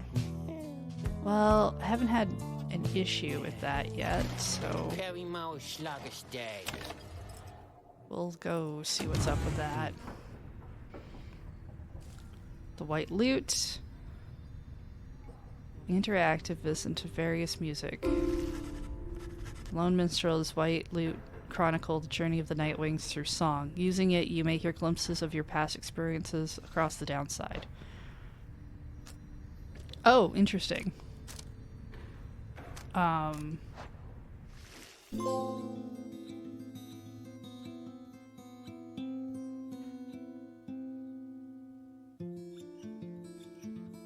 That's cool.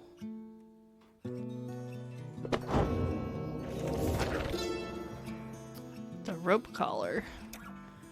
In the words, I knew it was a fool's errand, but my liege, he would not listen. He instead insisted to pursue a certain treasure, a celestial orb, freshly fallen from the heavens in the reaches of the downside. He would be a living legend if only he could grasp it. Whispered in his ear that Calmer Rope Collar, his elder and most trusted aide, would that I slew that man myself. His was a simple and yet brilliant ruse, to draw the Emperor further still from his responsibilities and towards his greed. Thus did the Emperor begin an expedition into the Forsaken Lands. He insisted that he go himself.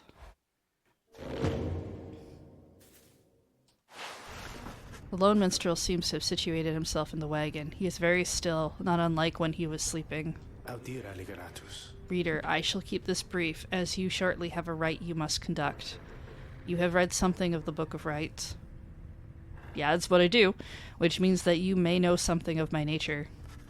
On the contrary, you know not what he means, and he soon senses this. Forgive me, for I spoke too soon. Suffice it, I have served the Nightwings for some time. Conduct the rites with glory, and you shall achieve what you seek. The lone minstrel nods farewell to you and steps away.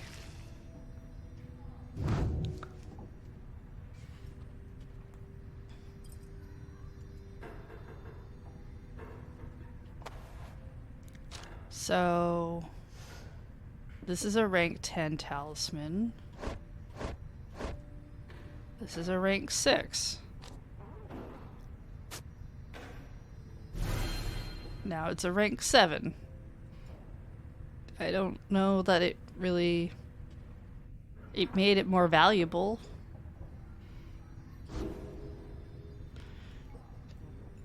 Well, I'm sure you'll figure it out eventually. I think...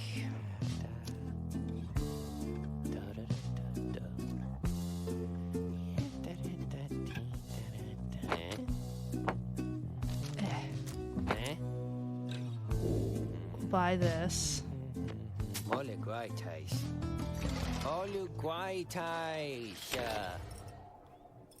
then what do I have to go?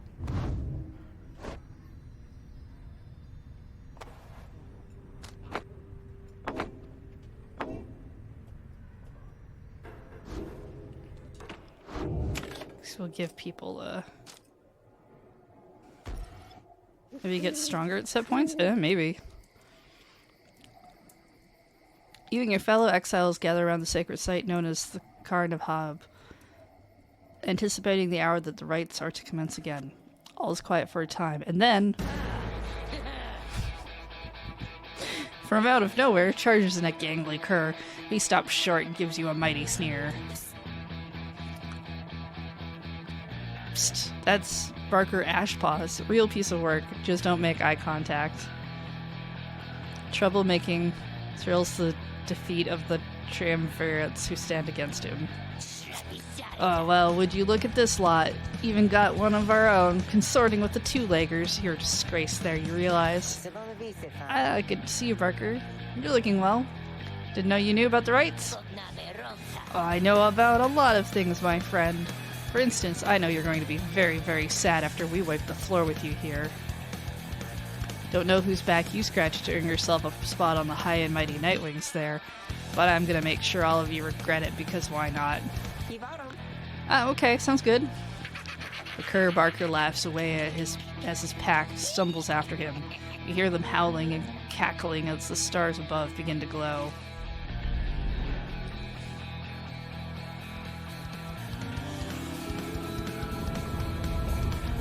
Yeah, the music in this game's been pretty good. I like this theme. This is good. Welcome, dear reader, to the splendors of the accursed cairn of Ha'ub. You shall find the downside grows less pleasant from this point. But first, there's a tradition to uphold. This time you stand against the dissidents. Even now they hunger to defeat you. Perhaps not simply to regain their freedom, but to deny you yours. Yeah, sometimes it's not about winning, sometimes it's about not losing. As the stars shine down upon you, the pack of curs you stand against this night, you continue hooting and howling. Oh, come on, you lot, let's boil some blood. Then Ricky pulls you aside. Look, I don't know how to say this, but I can't go against these guys. Just trust me on this one, okay? You sense he means it. You make a mental note to ask about his history with Barker whenever time permits. It's alright, Rookie, we can take care of them. Begging your pardon, but if you need another to stand at your side this night, I have someone here whom I would recommend. Do not be coy with us, minstrel. Don the robes if you intend to stand with us. Oh, I didn't mean me. The rights they're not for me. I was referring to this one.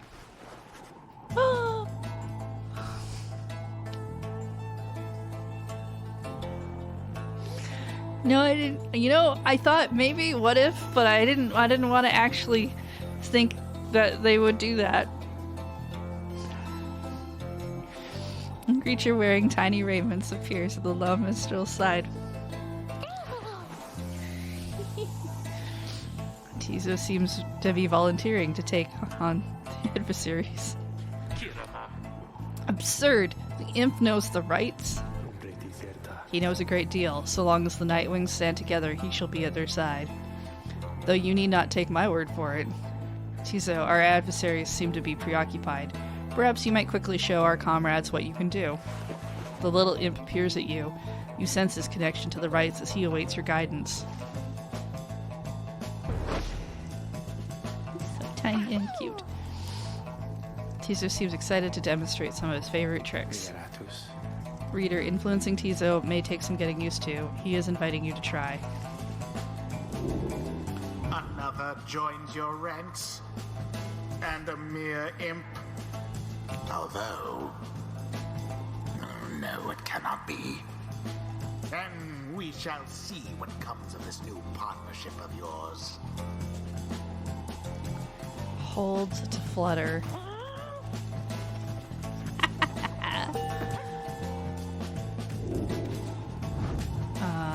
R2 to zip.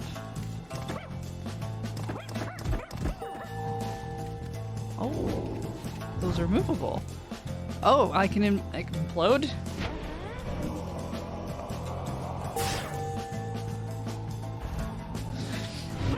Okay. So, flutter. And implosions. And the implosion I can kind of just... I can hold as long as I want.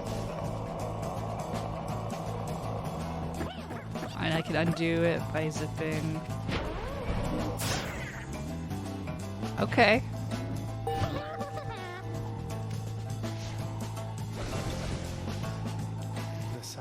Well done as ever, Tizo. Skrock. Well done, reader. Who shall conduct the rites of the name of the White Wings? Who shall conduct the right? Well, I think I absolutely need you. Wait, who am I gonna take off then? Okay, I was gonna... choices. Yeah, we're gonna take you. And I wanted to take you because you were angry for last time.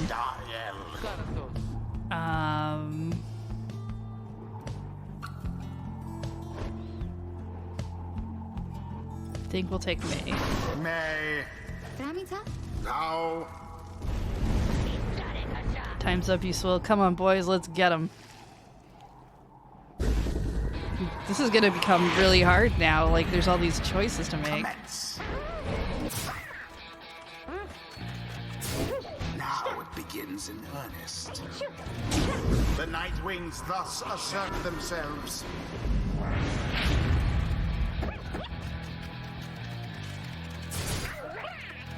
Yes. Glorious.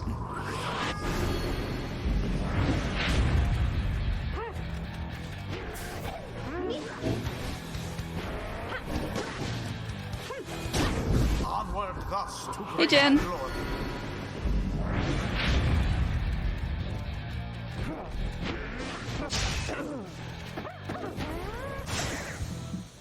No! There it is. I tried too hard to explode. The orb.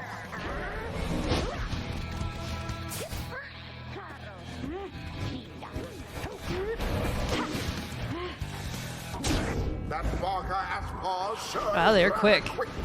Okay.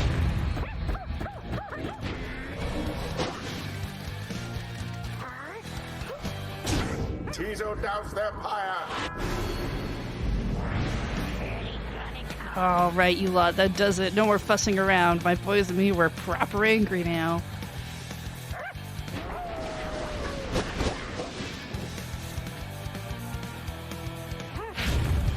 Careful now. Your adversary Barker there seems to rather bask in the purifying flame.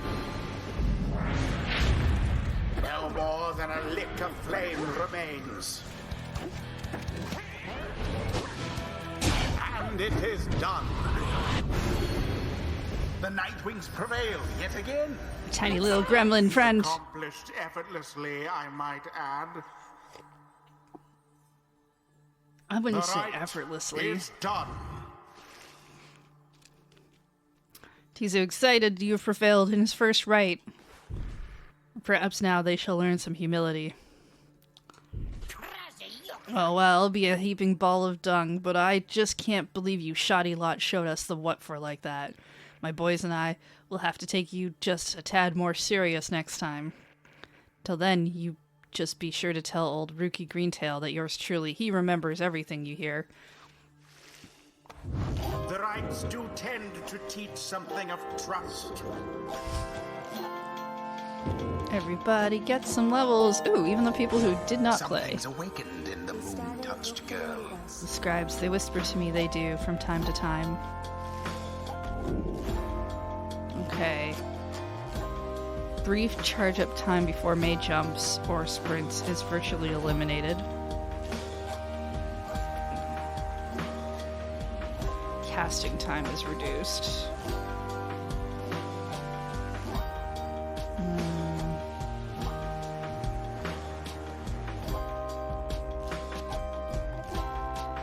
So it's kind of about jumping and yeah, let's do this one. A devious trick from the rope collar.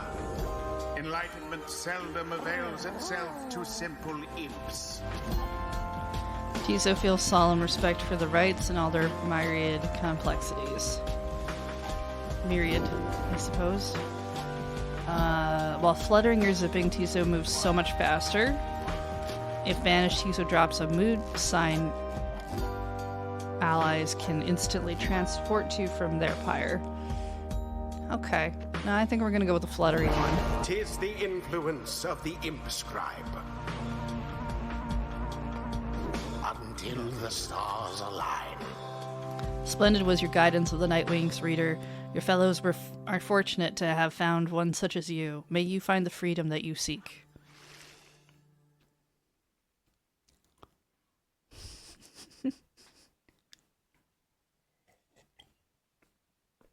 We just got our imp friend, and I love him already.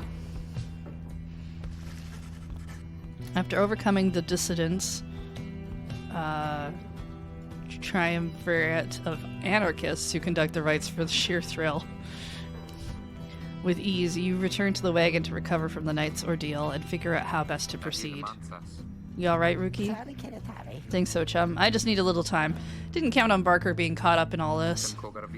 You don't owe him your conscience. You'll sort things out with him, you always do.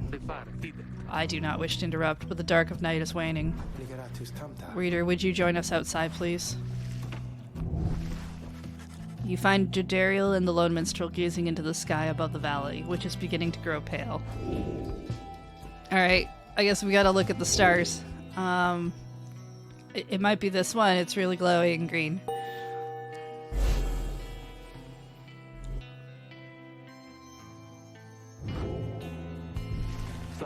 Then it is as I feared. We are to press further north, beneath the valley into flagging hands. Gloom-filled, desolate region of the downside, beyond which lies the sea. A fetid sprawl of noisome, festering, unpleasant adjectives, basically a disgusting swamp pit. The scribes are watching over us. They will protect us, wherever we should go. Had you been to Flagging Hands, you would not say such things. The scribes have surely turned their backs on that place. If I may, the bleakness of Flagging Hands shall wear upon you, to be sure. I urge for you to take what rest you can, for you shall need your strength upon the road ahead.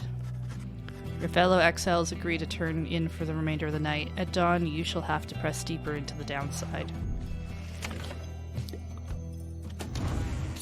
Okay, we have a new thing up here for Tizo, their little nest.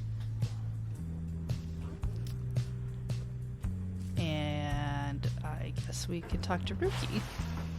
You can tell something is troubling Ruki, though he seems relieved to see you. Hey, chum, listen, I gotta level with you real quick. You remember Barker, don't you? Not exactly as you forget, though believe you me, I try. Well, he's got me by the scruff. I've been down here for a little while, as you can see by now, but Barker, he's been here longer. He's made quite the name down here. As for me, I needed help, you understand. I had a certain standard to uphold. So, I figured he'd be the one to ask. Then Ruki hesitates. But then his familiar grin returns. So what if I owe him though, right, chum? I got people back on the other side, and just between us, we're loaded. I mean rich. My problem here with Barker, soon it's gonna take care of itself, just as soon as my people send the money through. So, I'm telling you right here and now, don't you even worry about it. I'm sure everything on that front is going to end up real tidy real soon. With that, he scampers off before you can respond. It seems Ruki owes a debt of some sort. What is on the line exactly, you are unsure. Money, from the sounds of it. Alright, let's keep going. Come dawn, you find Hedwyn and Jadariel assessing the current situation with the minstrel. Are you most certain? Aye, ma'am. I make no claim the journey shall be pleasant, but it is necessary. Hedwyn motions to you as they continue talking. Seems we'll have some work to do once we arrive in Flagging Hands. Let's get going. Soon as you're ready, sooner we get there, sooner we can leave.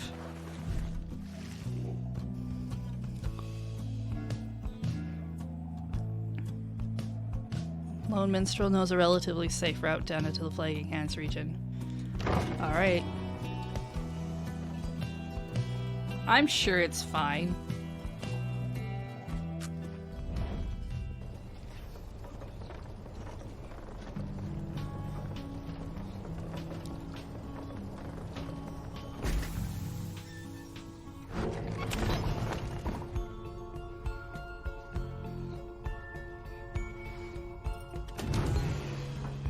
Looks like there's nothing to do but consider our options. Flagging Hands region proves as dismal as Jadariel indicated. The air is thick and foul. How far to the pit of Milith?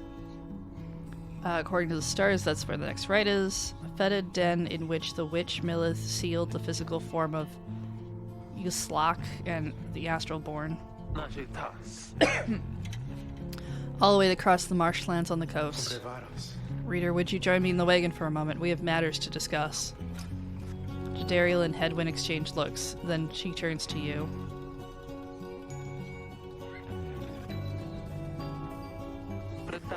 Go see what he wants. There's a green orb now. Thank you for your time, reader. I have something for you. On behalf of my client, before you is an artifact called the Beyonder Crystal. It's connected to the rites. Should the reader manage in your eyes, present the crystal only then. Message to the Lone Minstrel. You observe a shimmering crystal of some sort beside the Book of Rites. As you have surmised, the triumvirants you are to confront during the rites shall stop at nothing to prevail against you. They have prepared for this for quite some time. The Beyonder Crystal may help ensure that you are well prepared in turn. It is a resource now at your disposal, to be used at your discretion. Gaze upon it, and you shall see what I mean. Alright, let's look at it. It seeks Ruki. You look upon the shimmering surface of the Beyonder Crystal. Some of your senses fail, though you retain a hold over your consciousness. An apparition appears before you, clad in the raiments of the rites, but incorporeal. I sense that you are not a total idiot. She reaches for the clasps on her mask. So the Nightwings have returned. Oh, but where are my manners? You must be their lovely reader. Please call me Sandra. She is a wraith, expelled for eternity within the Beyonder Crystal and bound to serve the rites. We met briefly before when you first beheld the book. When you were stuck inside of it, I was among the phantoms your companions banished there, no doubt stroking their egos. You listened well enough to that damned voice. Now I suggest you listen well to me. I am bound in servitude to you, along with any idiots whose freedoms happen to be intertwined with yours. I know the rights better than anyone. I soon can whip you into shape if you but take advantage of my services. First, I offer scribe trials to those friends of yours. If they can pass it, shall be worth their while and yours. Special challenges. Oh, okay. So this is like an extras thing from the sounds of it. Hey, Texan. Secondly, my Beyonders and I avail ourselves for practice rights, should you be so inclined. No strings training competition between your fellow exiles and Sandra's Beyonders. Okay. Or you could always come and chat and briefly free me from an eternity of boredom. You have invoked Sandra. What should you wish to do? Alright, let's go look at the scribe trial. Indeed, it looks as though one of those failures of yours is ready for a lesson in pain.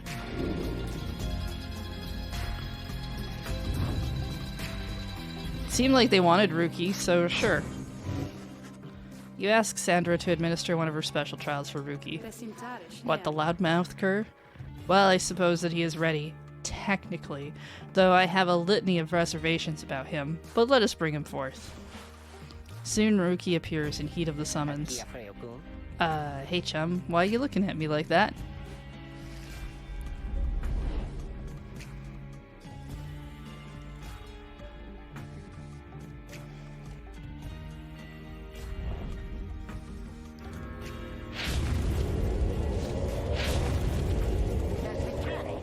Alright, what's the big idea, huh? There's some kind of trick you're playing? The apparition of Sandra then appears and unfastens her mask. Shut your snout and listen well, cur. You answer to me here. What? Your mouth runs quicker than those stubby little paws. You have much to learn if you have any intent to prevail in the rights. Let us see how you fare without the benefit of your trusted comrades, save for your lovely reader. I guess it's you and me then, huh? Wherever you are. Oh, it's still a 3-on-1 fight, huh?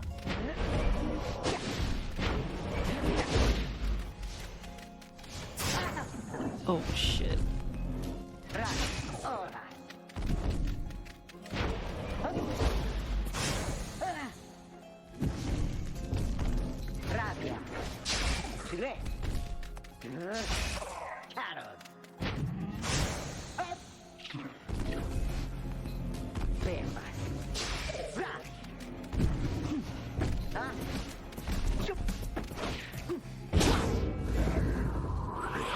Okay, less Pyre to Pyre out.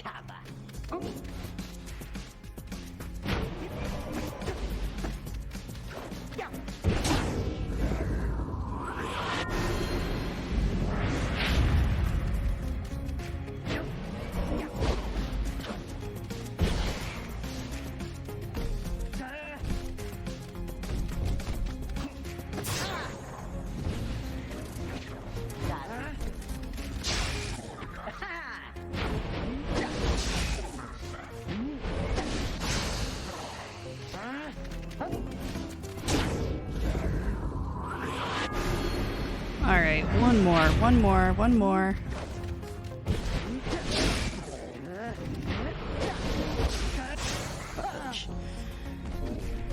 Come on.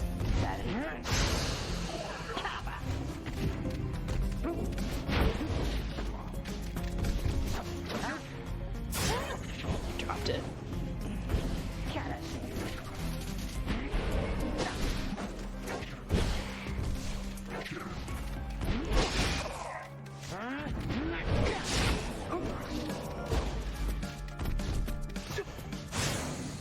Oh, so close. Okay.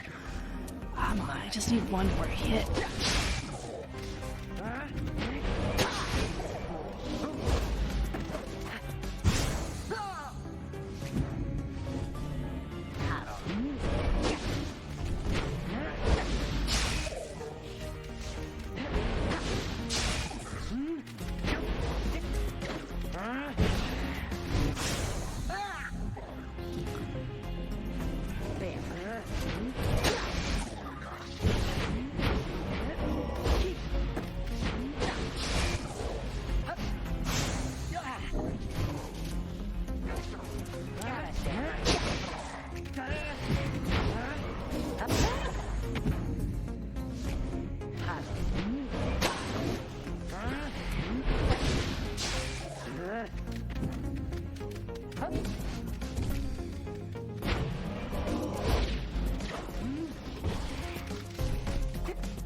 There we go.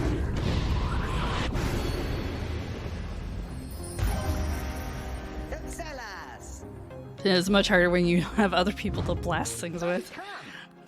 That's how we do it. It is, and you acknowledge likewise that you did not do it on your own, despite having to face my demon friends all by yourself. You passed my test, Kerr. Congratulations are in order, both to you and to your lovely reader. Now farewell.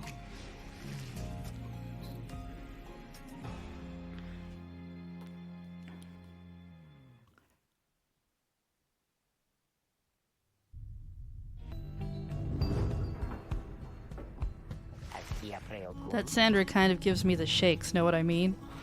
Hey, what's that you got? You receive Jomer's Fang for completing Ruki's trial. Rank 5 Legendary Talisman. After Ruki casts his aura, it lingers longer than usual, plus 200%.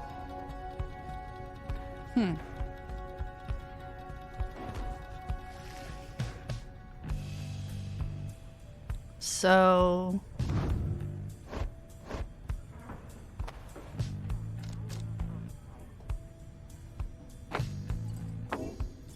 I guess they get special talismans that are kind of just for them.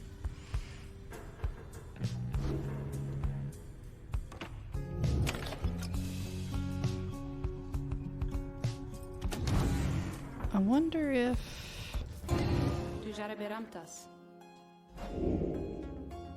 Okay. Sandra deems none of your fellow exiles worthy of her time right now. Check back with her later. Practice right. Well, let's ask her what is on her mind.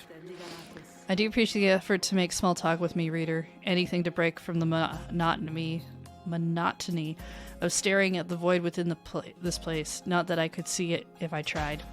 She laughs at this, or maybe at herself. Certainly I could make talk with my fellow Beyonders, trapped here as they are with me. You might expect that we all would keep each other company. There is just one problem there, however. We don't like each other. She laughs again, perhaps not at her joke, but instead at her predicament. I do exaggerate to some extent, but there is a certain truth in this. We have been stuck together long enough that we have grown more distant rather than more close. But I had best not wear out my welcome with the likes of you, as I have long since done with all the others here. So carry on for now, and if those fools with whom you travel learn something, come bring them forth to me, and I shall see if they learn some more.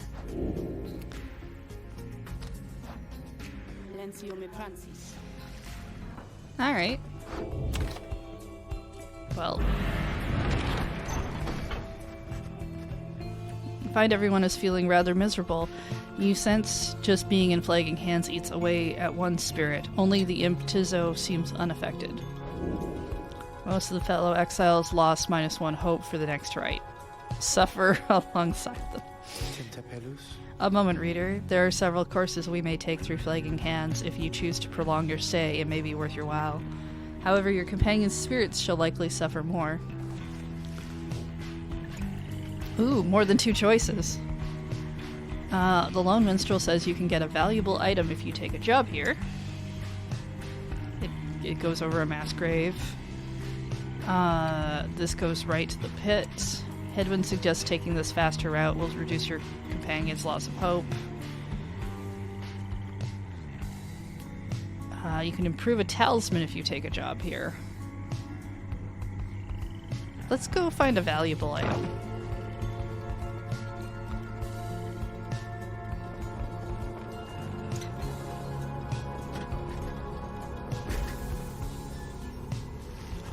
The north route through Flagging Hands is dismal beyond reckoning. There is little talk among your group, yet you sense despair approaching. Only Tizo seems unaffected. Suffer. Later, you accompany the Lone Minstrel in pursuit of his task here. Speak not directly to the living shade, and be true to your heart when responding to its inquiries, and make no attempt to look it in the eye. The Lone Minstrel offers these and other words of advice as you approach the burial mounds of Coldmoat, where many exiles of the downside see their final days. It's a graveyard. A glimmer of a shade appears before you as you stand surrounded by the dead. You barely see it, and it does not speak, but you feel its thoughts piercing your heart and mind. According to the shade, the book that you possess may lay some of the fallen here to rest. The shade leaves you to your work. You turn through the book, locating passages concerning freedom and the spirit. You recite such words as seem best fit to each of the fallen you see. It is draining work. The shade resurfaces after a while. It leads you to a hollowed stump, then fades away. We found a Nox shroom. This can be sold at the slug market. A seething bit of fungus which holds value to certain denizens of the downside.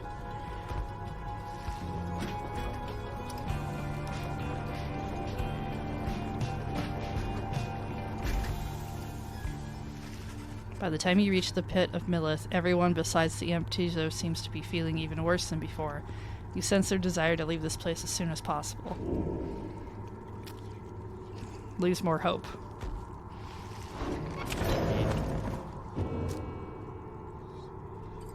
There's a new page. Okay, so we're gonna sell this because that's what it's for. What's new? Scribe Rock. +2 presence. Ancient bit of tough bedrock that the scribe himself must have. Tread. Faith Stone. Grants the bearer +2 hope.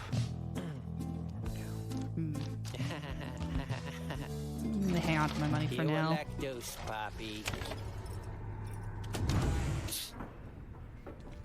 We got a new page.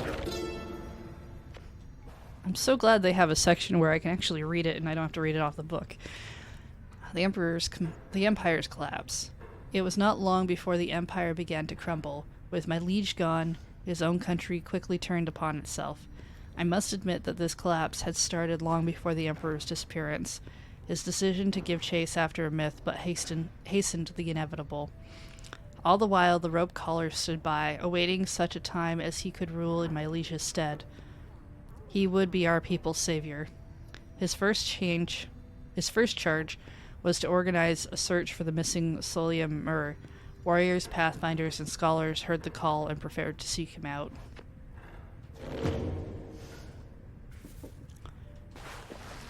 You find Ruki rummaging in the corner of the Black Wagon. Hey, chum. Know what? It's good having somebody else around besides those two.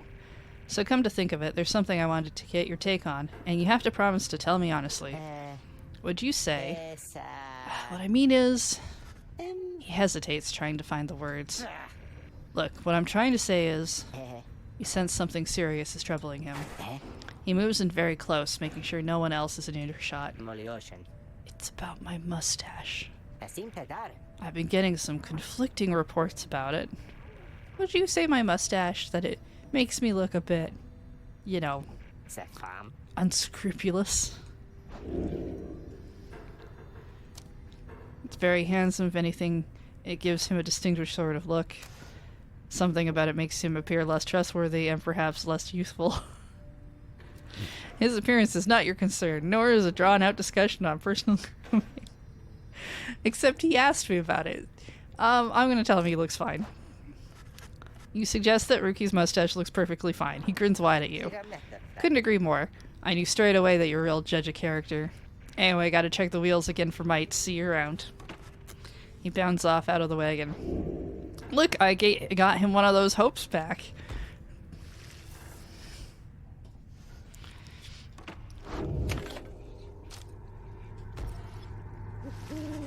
As you make preparations for the coming rite, you wonder if the stars above will even be visible through the dense fog hanging over the pit of Millith.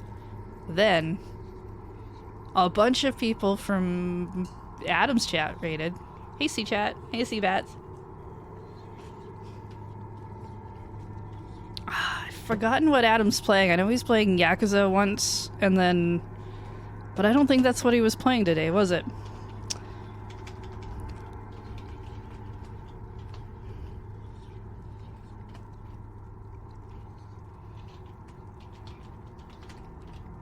You mean unrecognized command? Is it this? There we go. Armored Core, right? Armored Core 6. That's right. He did like a boss or something the other day. Took it out very quickly.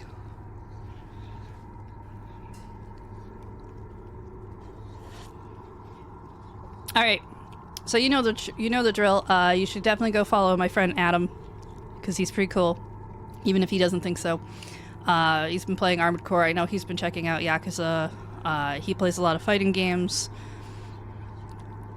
He's very good at video games. Yeah, he's a lot of fun.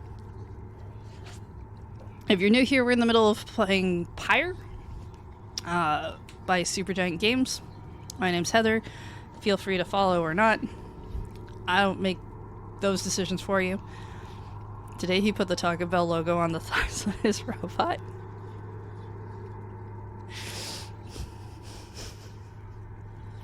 I might have to go look at that stream.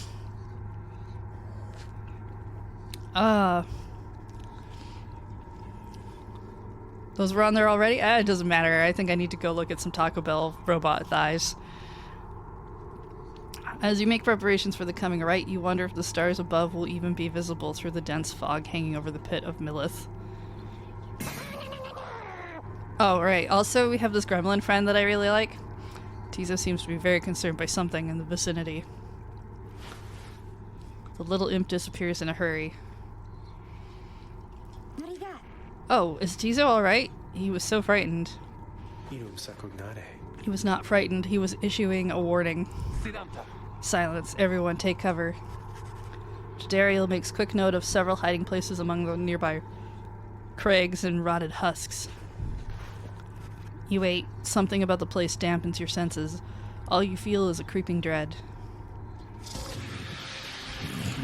Then, from the shadows, a writhing shape slides forward, its hulking form draped in raiments. The shape stops. Slowly, its head turns from one of you to the next, each in turn.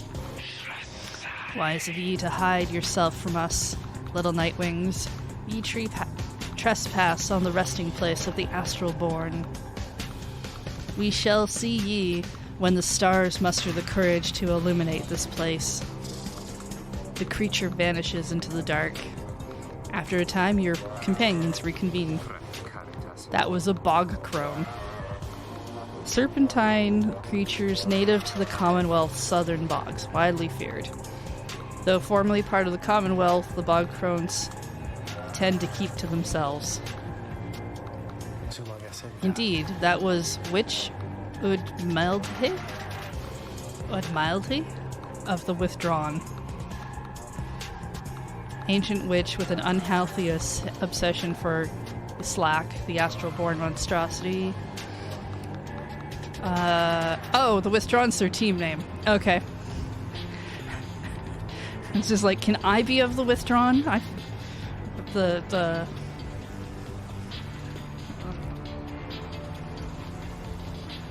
Those who wish to not be disturbed. Tizu makes clear he has no love for them. Although the rites dictate she cannot harm you bodily, with her, best not take unnecessary chances. We'll take what chances we can get in all of this. Everyone, it's time. If you're unfamiliar with this game, it's sports on a book when we're not busy talking. I mean, I would push this very much into the visual novel territory. You made it, reader. I did. Made it all the way to the detestable pit of Millith. In doing so, of course, you have disturbed your ancient adversaries, the Withdrawn. I know, they only do The home games. deranged witch who leads them has big plans in store, should she prevail in all this. Now, as you know, I normally would wish you a shameful defeat. Yeah, I know. But in this case, I wish you a little bit of luck. Well, now I want to lose.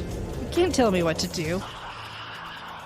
Crone sees your companions gathered by their pyre. A little flame as that shall never warm ye here, much less survive the night.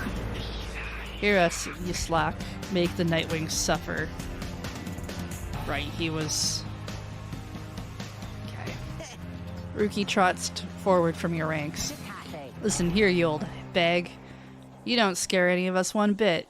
You or your buddy Slack. Now we doing this or what? The question hangs in the air far longer than is comfortable. It does seem to have drawn Udmildhe's attention, however. Ruki begins to squirm a bit. She moves her slender fingers to her mask. Oh, bad hair day. Yeah.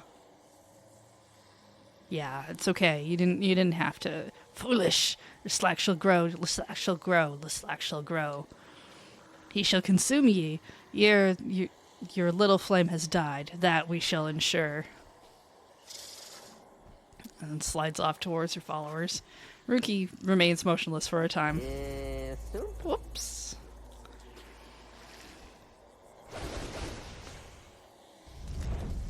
shall strive for freedom. Okay, well, we're gonna bring in our little imp friend because I love them. Tizo. I think Ruki should show up because he chose to talk. And then I still really like May, so May. It is done.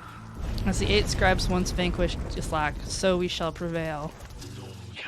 No matter where we go, the Slack shall find ye and devour ye. That which has a tail. Begin. Oh, right. Banished each in turn.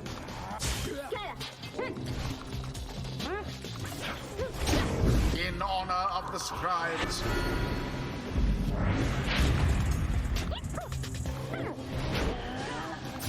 Meddlesome imp. You are powerless for now.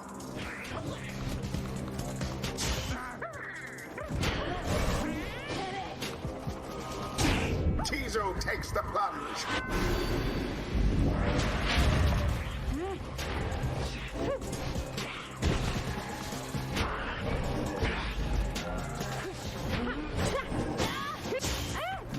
Too bad. Whoops. Oh, you poor Nightwings.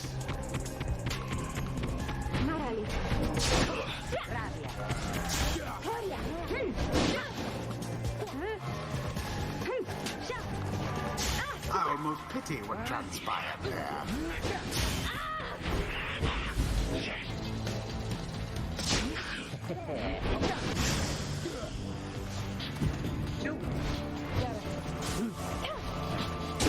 Absolution!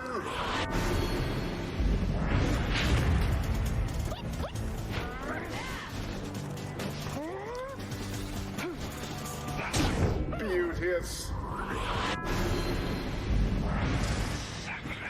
Lifeblood of your Slack, it flows within this lair, and beneath this world, his lifeblood it shall engulf ye in such blackness and despair.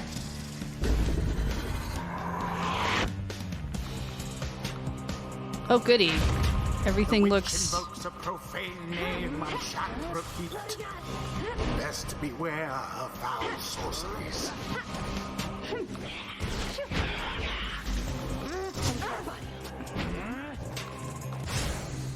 A shameful outcome. They simply threw it in. Alright, this whole throwing thing.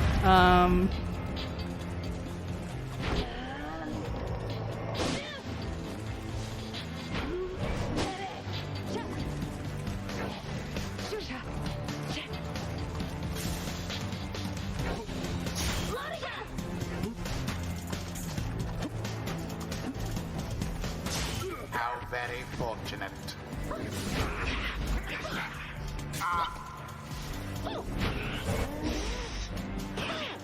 Oof.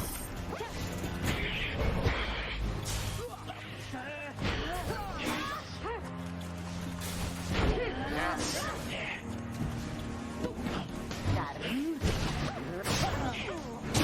A decisive blow.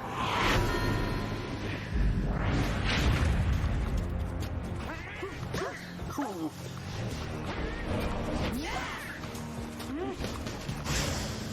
The withdrawn banished to the last. May plunged into the pyre. The rite is nearly ended.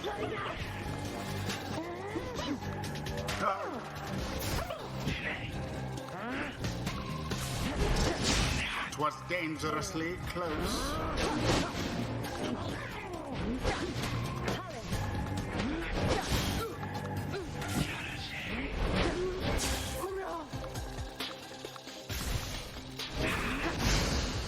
Be gone!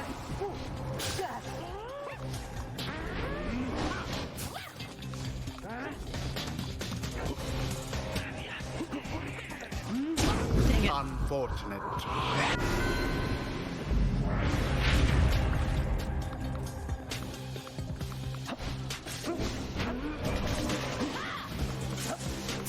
Careless.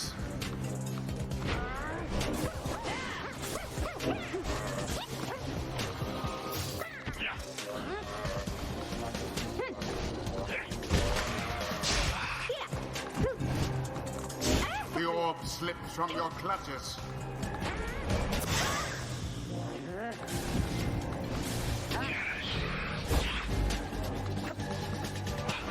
Got there. It is done. The Nightwings once again prevail. The scribes themselves surely have taken note. The rite is complete. Tizo praises everyone's courage against them. Yeah, see? Those bug dwellers, they're just a bunch of hissy talk. The scribes, they vanquished Yislak just as we prevailed tonight. We have failed thee, and deed shall be repaid in blood. As for ye fools, ye shall be consumed, and everything around ye, from the soils to the stars, ye shall see. Boundless are the teachings of the scribes.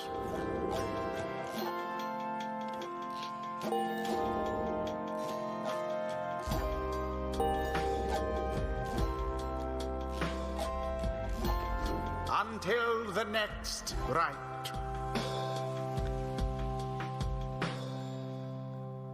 During the rites, position exiles next to each other, and they link auras. Interesting.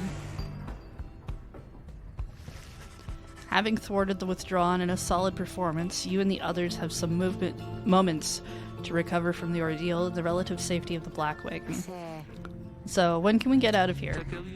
What, Greentail had enough of Yudmilid his hospitality for the time? Oh, Jody. Yeah, thanks, I'm good. The reader in the stars will point the way. As ever, it's just, so far, we've kept on going north. If that's the case again this time. The Sea of Solace spreads north and west from here, for untold leagues. I could not tell you when last a vessel dared to sail those waters. Impossible oceanic expanse pockmarked by crude little islets. Attempt to sail across the drowned sea do not usually turn out so well. Tizo asserts himself during this conversation. What is the matter, little one? I was trying to get you to come look at something outside the wagon. Reader, please go see what he wants. You excuse yourself and follow the imp into the dark of night. You find May and the lone minstrel already gazing up at the stars. Can you not read the stories yourself, then, Mr. Minstrel? I fear it is not so simple as matters of can or cannot when it comes to me, May. We shall see what the reader has to say, for this is their charge. And here they are, in fact. Thank you for fetching them, Tizo. Tizo is happy to have obliged the lone minstrel. Reader, it would seem the skies have cleared to some extent. Please look upon the stars and see what they compel us to go next. Alright.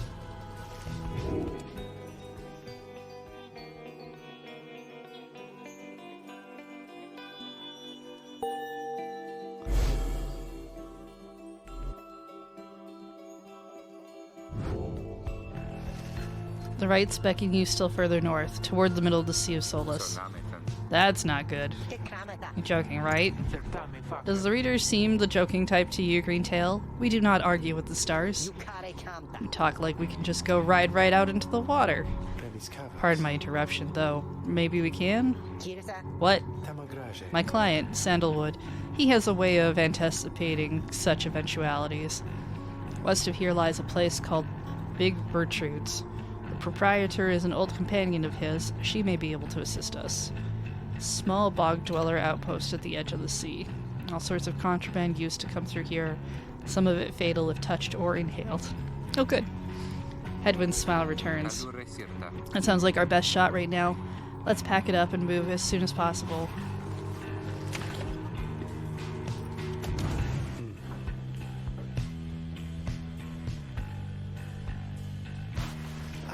Greetings, reader. It is good that you are here, for there is something that I wish to tell you privately. Do you have a moment? I shall not keep you long, though I know your time is precious. Sure, let's hear him out. You bid him to continue and make clear your interest in whatever he has to say. Very well, and thank you for your time, and I shall further note, matters that pertain directly to the rights I must reveal to you alone, for thus I am obliged. In any case, when you confronted the withdrawn, in which Udmilhe, you might recall she tended to invoke a certain name. Yeah, kinda. Yslak, the Astralborn. I hesitate to say it even now. You would be forgiven if you took the ravings of Ydmilte for mere nonsense. However, her words, as it turns out, ring with a certain truth. Before the union of the 8 scribes, when first they found themselves here in the downside, this land was even less hospitable, if that can be believed. It was ruled over by the greater titans. The one called Yslak was the eldest and most fearsome of the lot. Colossal monsters that once roamed the downside.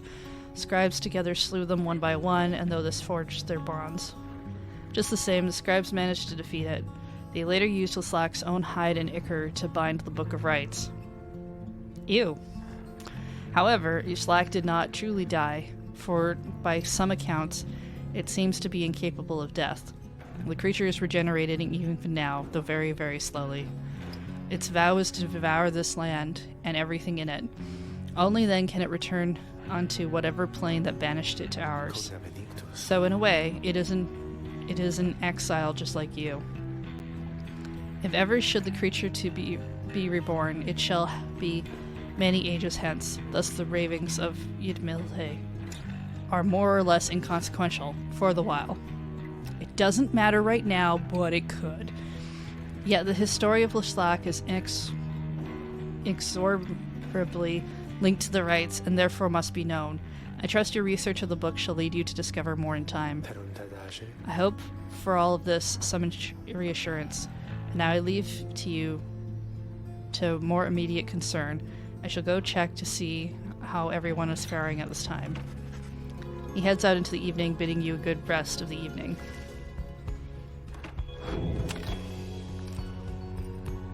Well, I guess we should leave. Nobody likes this place anyway. I'll go to Big Bertrude's.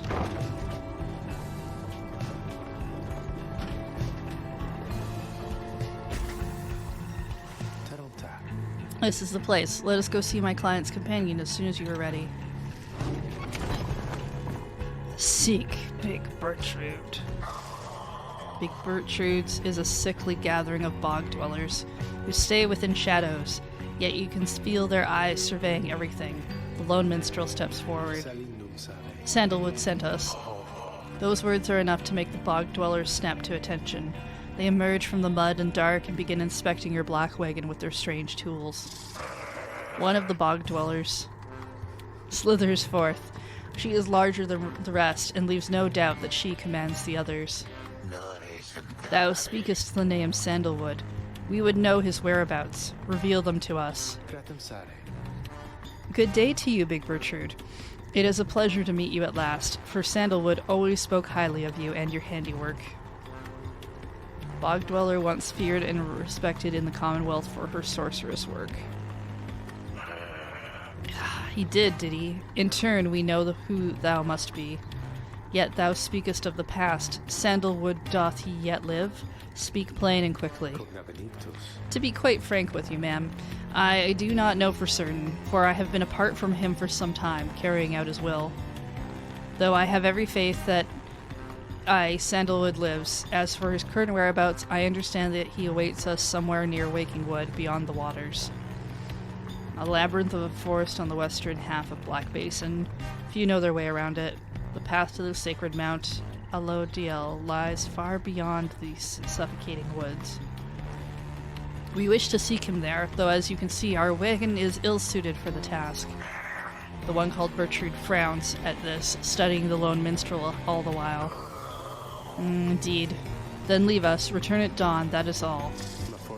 By your grace, Big Bertrude. Lone minstrel turns away, but Headwind stops him. Hold on. Are you sure about this? Leaving the wagon in their care? All should be in accordance with my client's plan.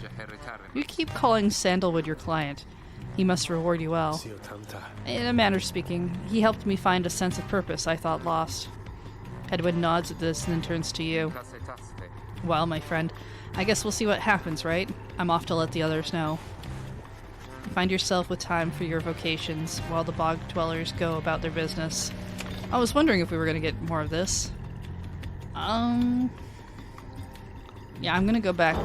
I think studying in private is really just going to be what I want to do. Alright.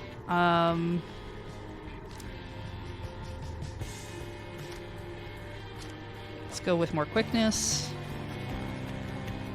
8 scribes who composed the book. Their influence and their experience spreads through the pages into the willing reader's deepest consciousness. Inspiration comes to you. We gained celerity. We might not be helpful, but we're very speedy.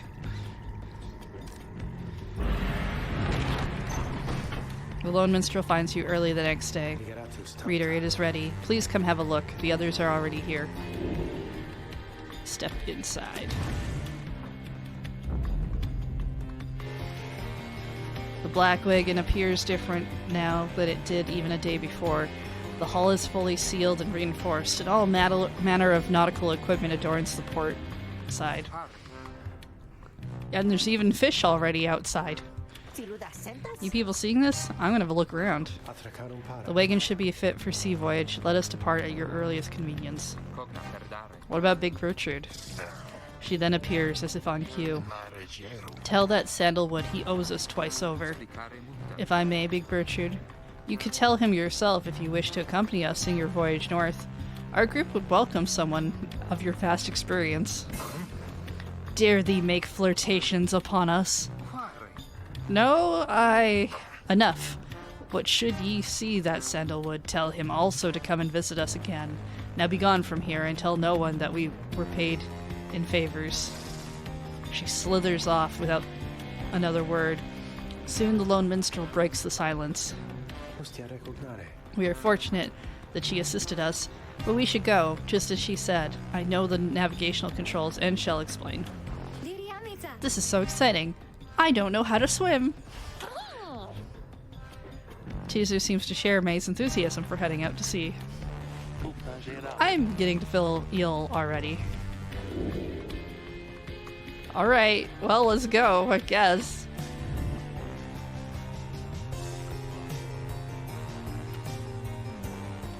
Before she left, Big Gertrude shared knowledge of a current that should draw you out to sea. Alright, off we go. I'm sure this is fine. So maybe we want to teach people how to swim before we do this. I don't know.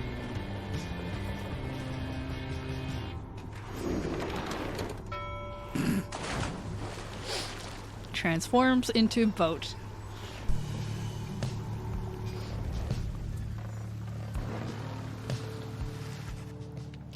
You and your companions watch the sea as the wagon rolls over the gentle waves. We have crossed into Worm Gulf. I hope that all of you are acclimating well. Tempestuous sea of solace lies beyond this death-still body of water. Exiled worms from the sea dominion naturally congregate around here. There's no acclimating to these worm-infested waters. We risk everything to sail here. Exiled worms of the sea dominion tend to seek out the cold of the downside seas. Known for being reckless and single-minded, they were perfectly suited to fill the Commonwealth's front lines. As long as we follow the cold current Big Gertrude indicated, we shall be safe.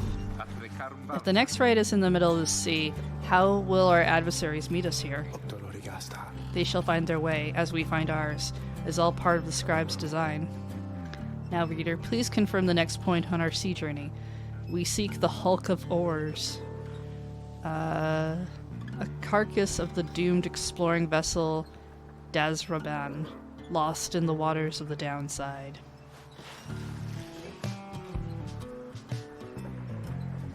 Well, there's only one place to go. This way.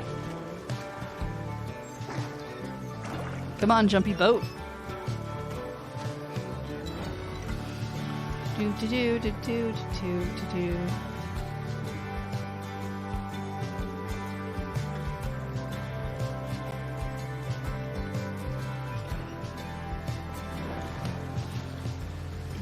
The wagon continues rolling gently across the waves, which seems to you a welcome change of pace, after having come from flagging hands not very long ago. However, Jadariel seems more concerned now than before and paces ceaselessly. When she notices Ruki, she stops him for some questioning. Greentail, how is he doing? Who, Headwind? Oh, he's pretty much the same. Been up all night, retching into the waters if I had to guess. His first time out to sea? His first. She turns to you. Reader, please check on Hedwyn when you have the opportunity. He requires our support, and we require his swift recovery. You wish them a good afternoon as you go check up on the others in the group. Later, you find Hedwyn looking out of sorts. Oh, hello, my friend. It's just, the sea hasn't been good for me, I guess. That's funny, all this trouble, just to get back to the Commonwealth of all places. Hey, tell me something.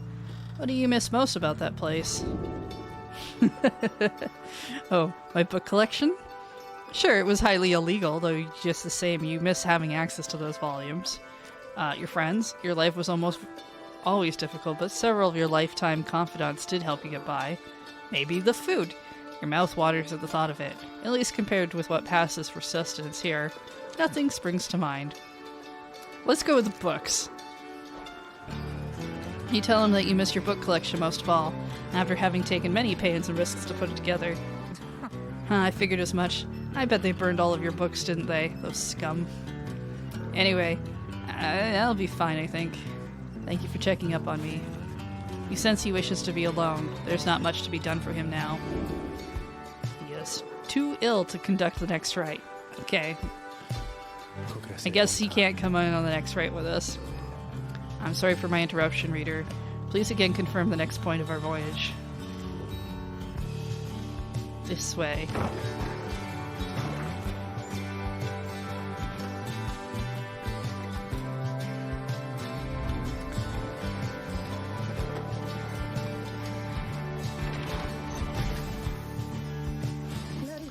By the scribes, the sea, I didn't know it was so beautiful. Having escaped the waters of Worm Gulf, you can now see what must be the hulk of Oars, far on the horizon. Not everyone has taken well to the sea voyage, however. Tizo is wondering if Hedwyn is feeling better. He requires further rest, Tizo. All we can do is wish him a safe recovery. Swift recovery.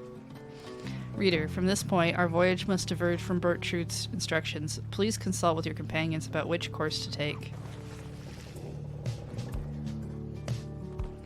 You can go to the Underking Pass. May believes that the 8 scribes shall bless us there. Or the Fathomless Trench. Tizo wants to fish for something tasty. Well, I mean, if Tizo wants it, we're gonna go where Tizo wants us to go.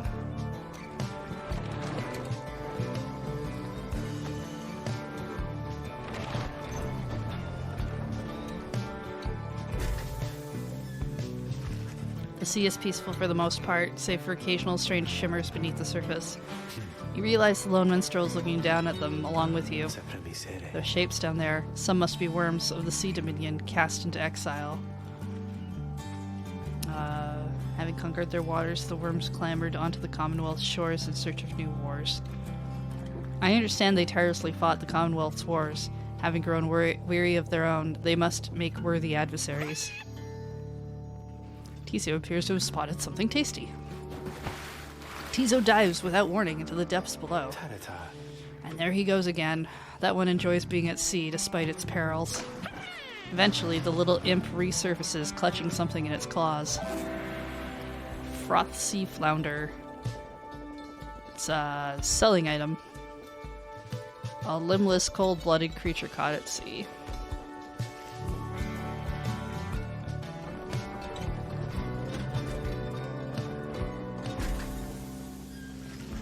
At last you arrive at the Hulk of Oars. After journeying across the sea, it seems the next rite is to commence here soon, though there is no sign of your next adversaries yet.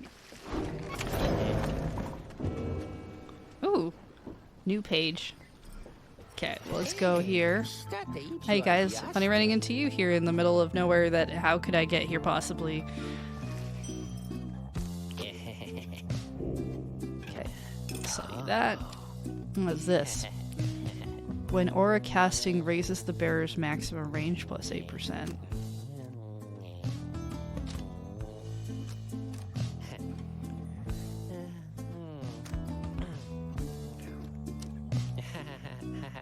Well, the stardust is... Okay, so there's a pinch of stardust. A dash of stardust. And...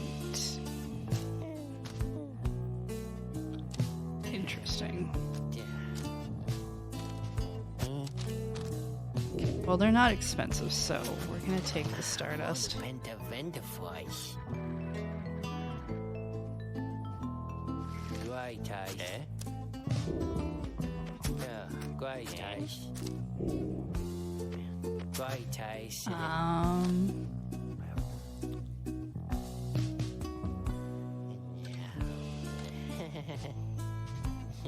Let's do hope.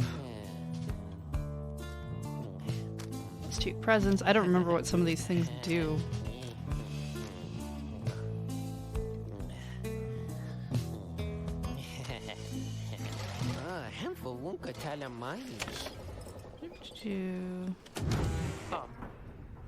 Okay, nautical bell. Among the Blackwagon's seafaring equipment is a keepsake from Big Bertrude.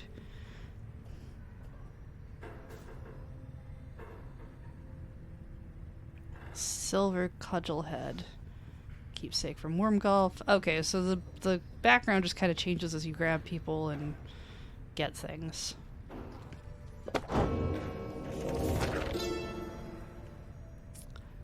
Down the river. Not by the river, just down the river. Different river. The Emperor Soliamer knew not of this, of course. His expedition yielded not the treasure he desired, but brought him closer to his country than he had ever been before. As he traveled down the river's Glorian in pursuit of greed, he found instead an inkling of shame. He saw the sunken faces of his people, heard their words for him. In time he could not ignore it, and it proved more than he could bear. The river finally claimed him, his belongings, his retinue. Once the people heard, I understand they cried with joy. Perhaps he ought to have perished, but the mercy shown to him, I think, is what transformed him.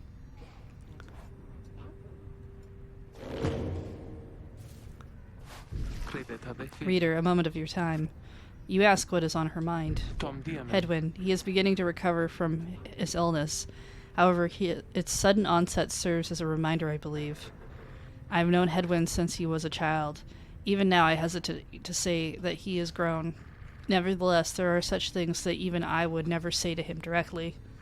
For instance, I struggle with his confidence at times.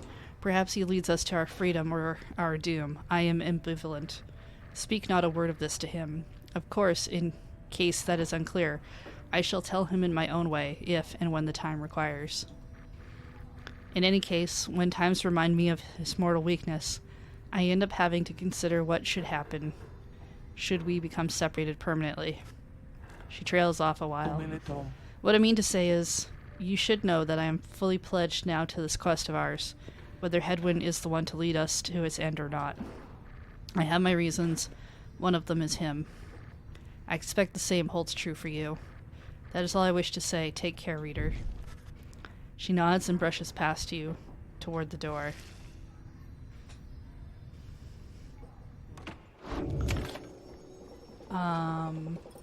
Oh wait, I wanted to...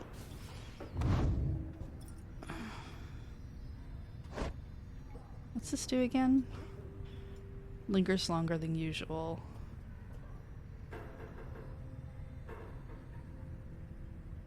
Help.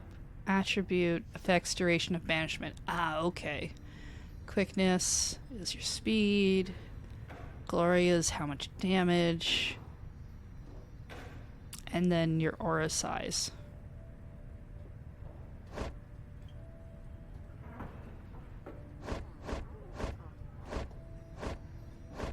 Interesting.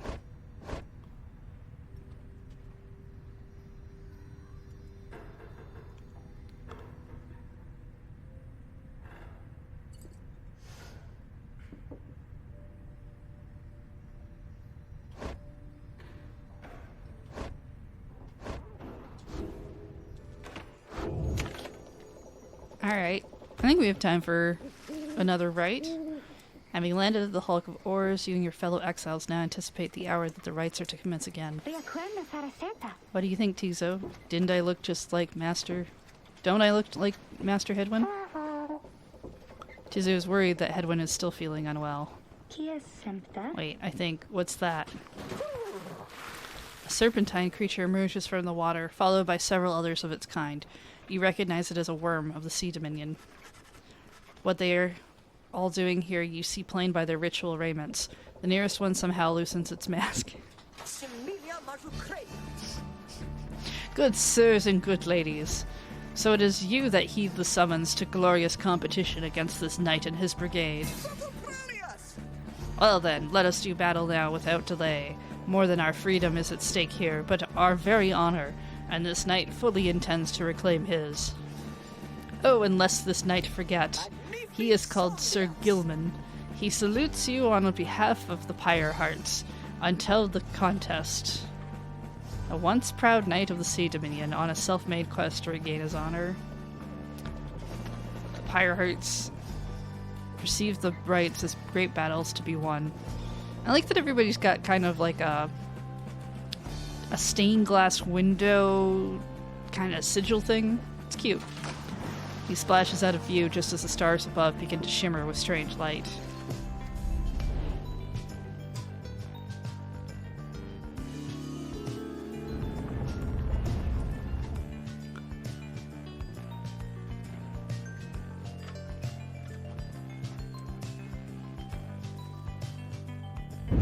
Relentless, aren't we, reader? Even the vastness of the sea was not enough to thwart your coming here unto the hulk of Orus. You would be wise not to underestimate your adversaries here, despite their pitiable look. I am, of course, referring to the Pyre Hearts.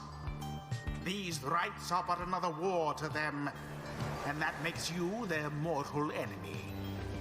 I expect your battle to be glorious. Yeah, the layout's a little bit different. Your fellow exiles are gathered on the rotting deck of the Hulk of Oars. As your adversaries clamber into view, Ruki paws up to them. Say, what are you worms even doing here? Can't you just swim back to the Commonwealth, or the Sea Dominion, or wherever you're from? Ah, an excellent point. It seems that these adversaries of the rights are clever, wouldn't you say, sire? Just get rid of them already, Gilman. As your commanding officer, this knight hereby commands it. Hark! This knight wishes to introduce his noble commander. No worm knight in history has withstood as many frontline battles. Doff your helms, sire, as is our custom. May our adversaries tremble at the sight of you. Sir Gilman attends to his commander's mask, despite his protests. Wait, give his mask. This knight hereby presents to you the great Sir Deluge. A noble visage, is it not? He's a pretty worm knight of the Sea Dominion who has somehow survived countless battles.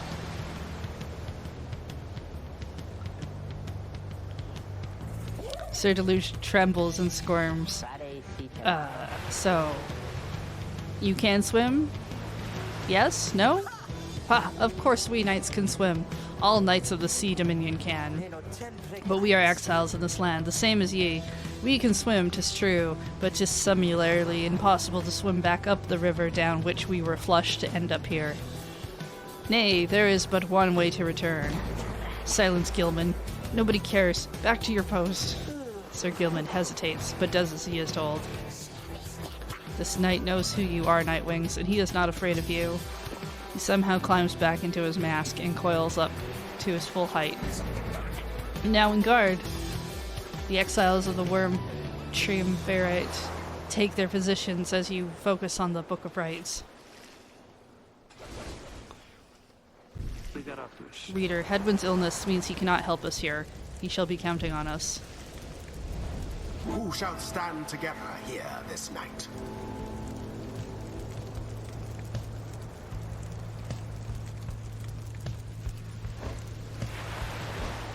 Okay, well I think you should come with us, because you're very quick at coming back. May. And I still Tizo. like Tizo. Very well. Tizo doesn't seem intimidated in the slightest by Sir Gilman and Sir Deluge. They now stand ready to confront us, sire. A very brave group they seem to this knight's eye. Brave, air-sucking monsters, one and all. Pyre Hearts, be ready.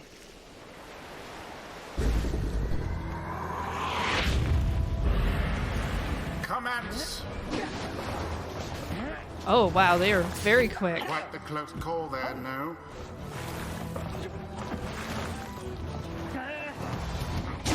The Nightwings assert themselves thusly.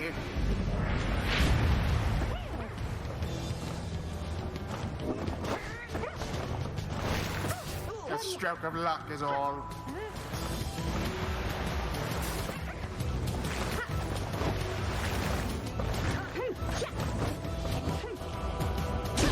Righteous fire.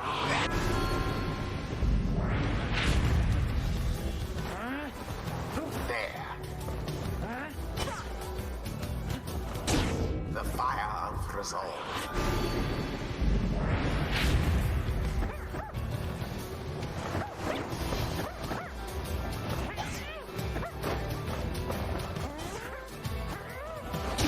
The imp did it. Gilman, your form is sloppy. Fight them as though your miserable life is on the line. Your words do wound me, sire. This knight gives every right his very, very best. Though perhaps we do have much to learn from such a brave group as the one whom we now face. Whose side are you on? Get out there and vanquish them.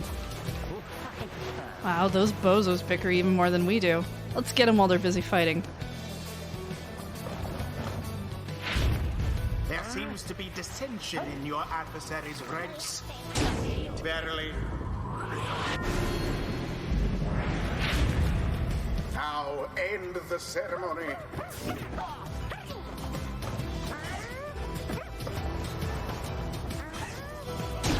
The orb engulfed in fire.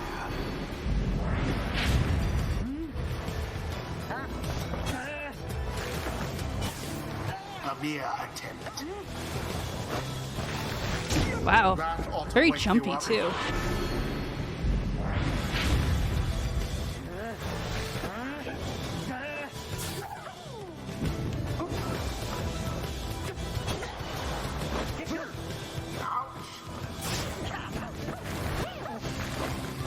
Now go. Oh.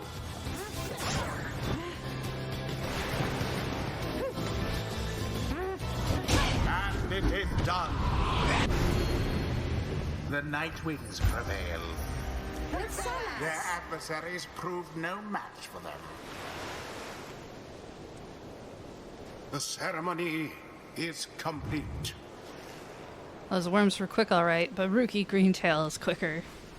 The sea was making me a little queasy, honestly, but we still won. We won! Tizo is very pleased to have prevailed against the Worm Knights of the Pyre Herds. This knight commends you, noble Nightwings. Gloriously fought indeed, and this knight shall wistfully remember this defeat until the end of his days. Silence, Gilman. This is all your fault. And now consorting with our enemy? How dare you? This knight was but attempting honorary compliments, sire. Is it not in accordance with the rights to praise one's adversaries on a worthy outcome? Worthy? This knight will show you worthy, you miserable little minnow. You are a failure, Gilman. Get now from this knight's sight. What stirs now in the hearts of all these exiles?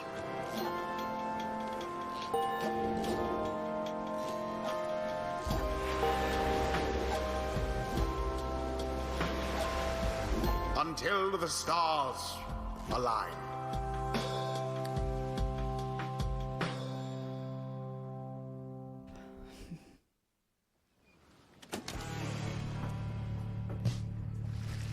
After vanquishing the Pyre Hearts in a decisive victory, you at last return to the wagon with your companions. There is little discussion of the Pyre Hearts, who seem to have already swam off toward wherever next the stars directed them. Instead, your fellow exile's attention turns towards your companion, who is absent for the rite. How is Hedwyn? The lone minstrel makes a sound, but no words form as yet. Something is troubling him. I urged him to remain bedridden, and well, he really wouldn't listen. I'm sorry, but wait, what? Everyone stares at the lone minstrel in stunned silence. The lone minstrel breathes a heavy sigh. But then, hey, what's with the long faces, everyone? Minstrel, I should wring that neck of yours. As I was attempting to explain, Edwin's already up and about. Despite my very strongly recommended that he rests. Those that are unaccustomed to sea voyage and take ill, they're very likely to experience further symptoms if they do not remain bedridden or at least sedentary. Edwin's running a considerable risk of having to spend another night in great discomfort. What are you, a doctor? Yeah, though I did travel once with one extensively. Look, I appreciate your caution and concern, Tariq, but I'm pretty well accustomed to discomfort here, and I had to see how things turned out tonight. I haven't had to stay out of a rite like that before. So you were back among the living then, Hedwyn? I was just seasick. Nevertheless, your full recovery requires rest. I think we could all use some rest after tonight. Anyway, thank you everyone for your concern, and I'm sorry that I worried you or caused you further burden. He turns to you. My friend, what do you say we figure out where to go next? I'm beginning to miss being on solid ground. You follow him outside where the night sky awaits. Hey, I wanted to thank you for conducting the rite back there without me being there. I could rest easy knowing you and the others could get through it. Anyway, I'll leave you to your reading. Can't begin to imagine where we'd be off next. We're well past anywhere in the downside I've ever been. Even Jody hasn't gone this far. He bids you a good evening as you turn your attention back to the sky. Well, let's see where we're supposed to go next.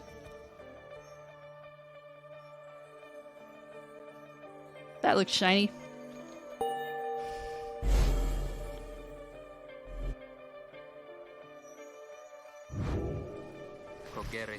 Still further north, then. Not simply north. This shall prove difficult. What's the problem? Our destination is beyond the deathless tempest. A vessel such as ours has little hope of traversing it intact. Tempest raging in the Sea of Solace seemingly for all eternity. The storm that rose after the death of the sea titan unfathomed Plurns never has entirely subsided. Can't we go around it? Given our confrontation with the Pyre Hearts, our chances back in worm-held waters would be even worse. Come on, people. It'll just be another day in the downside. Go get yourself some sleep while we still can. Bet you'll be feeling better in the morning. Our optimism is infectious, isn't it? You all concur that rest is in order, for the sea journey has been taxing to everyone. Come daybreak, you shall find a way to sail past the deathless tempest. So, I guess... how does saves work on this? Doesn't seem to be an auto... there doesn't seem to be a save button, so I'm gonna assume it's auto-saving.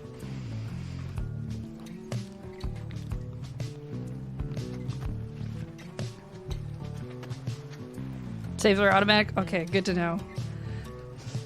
I've played some video games where the saves aren't actually automatic, but they hide the save button in like a weird place, and then you find out in a horrible way later, and it's not so fun.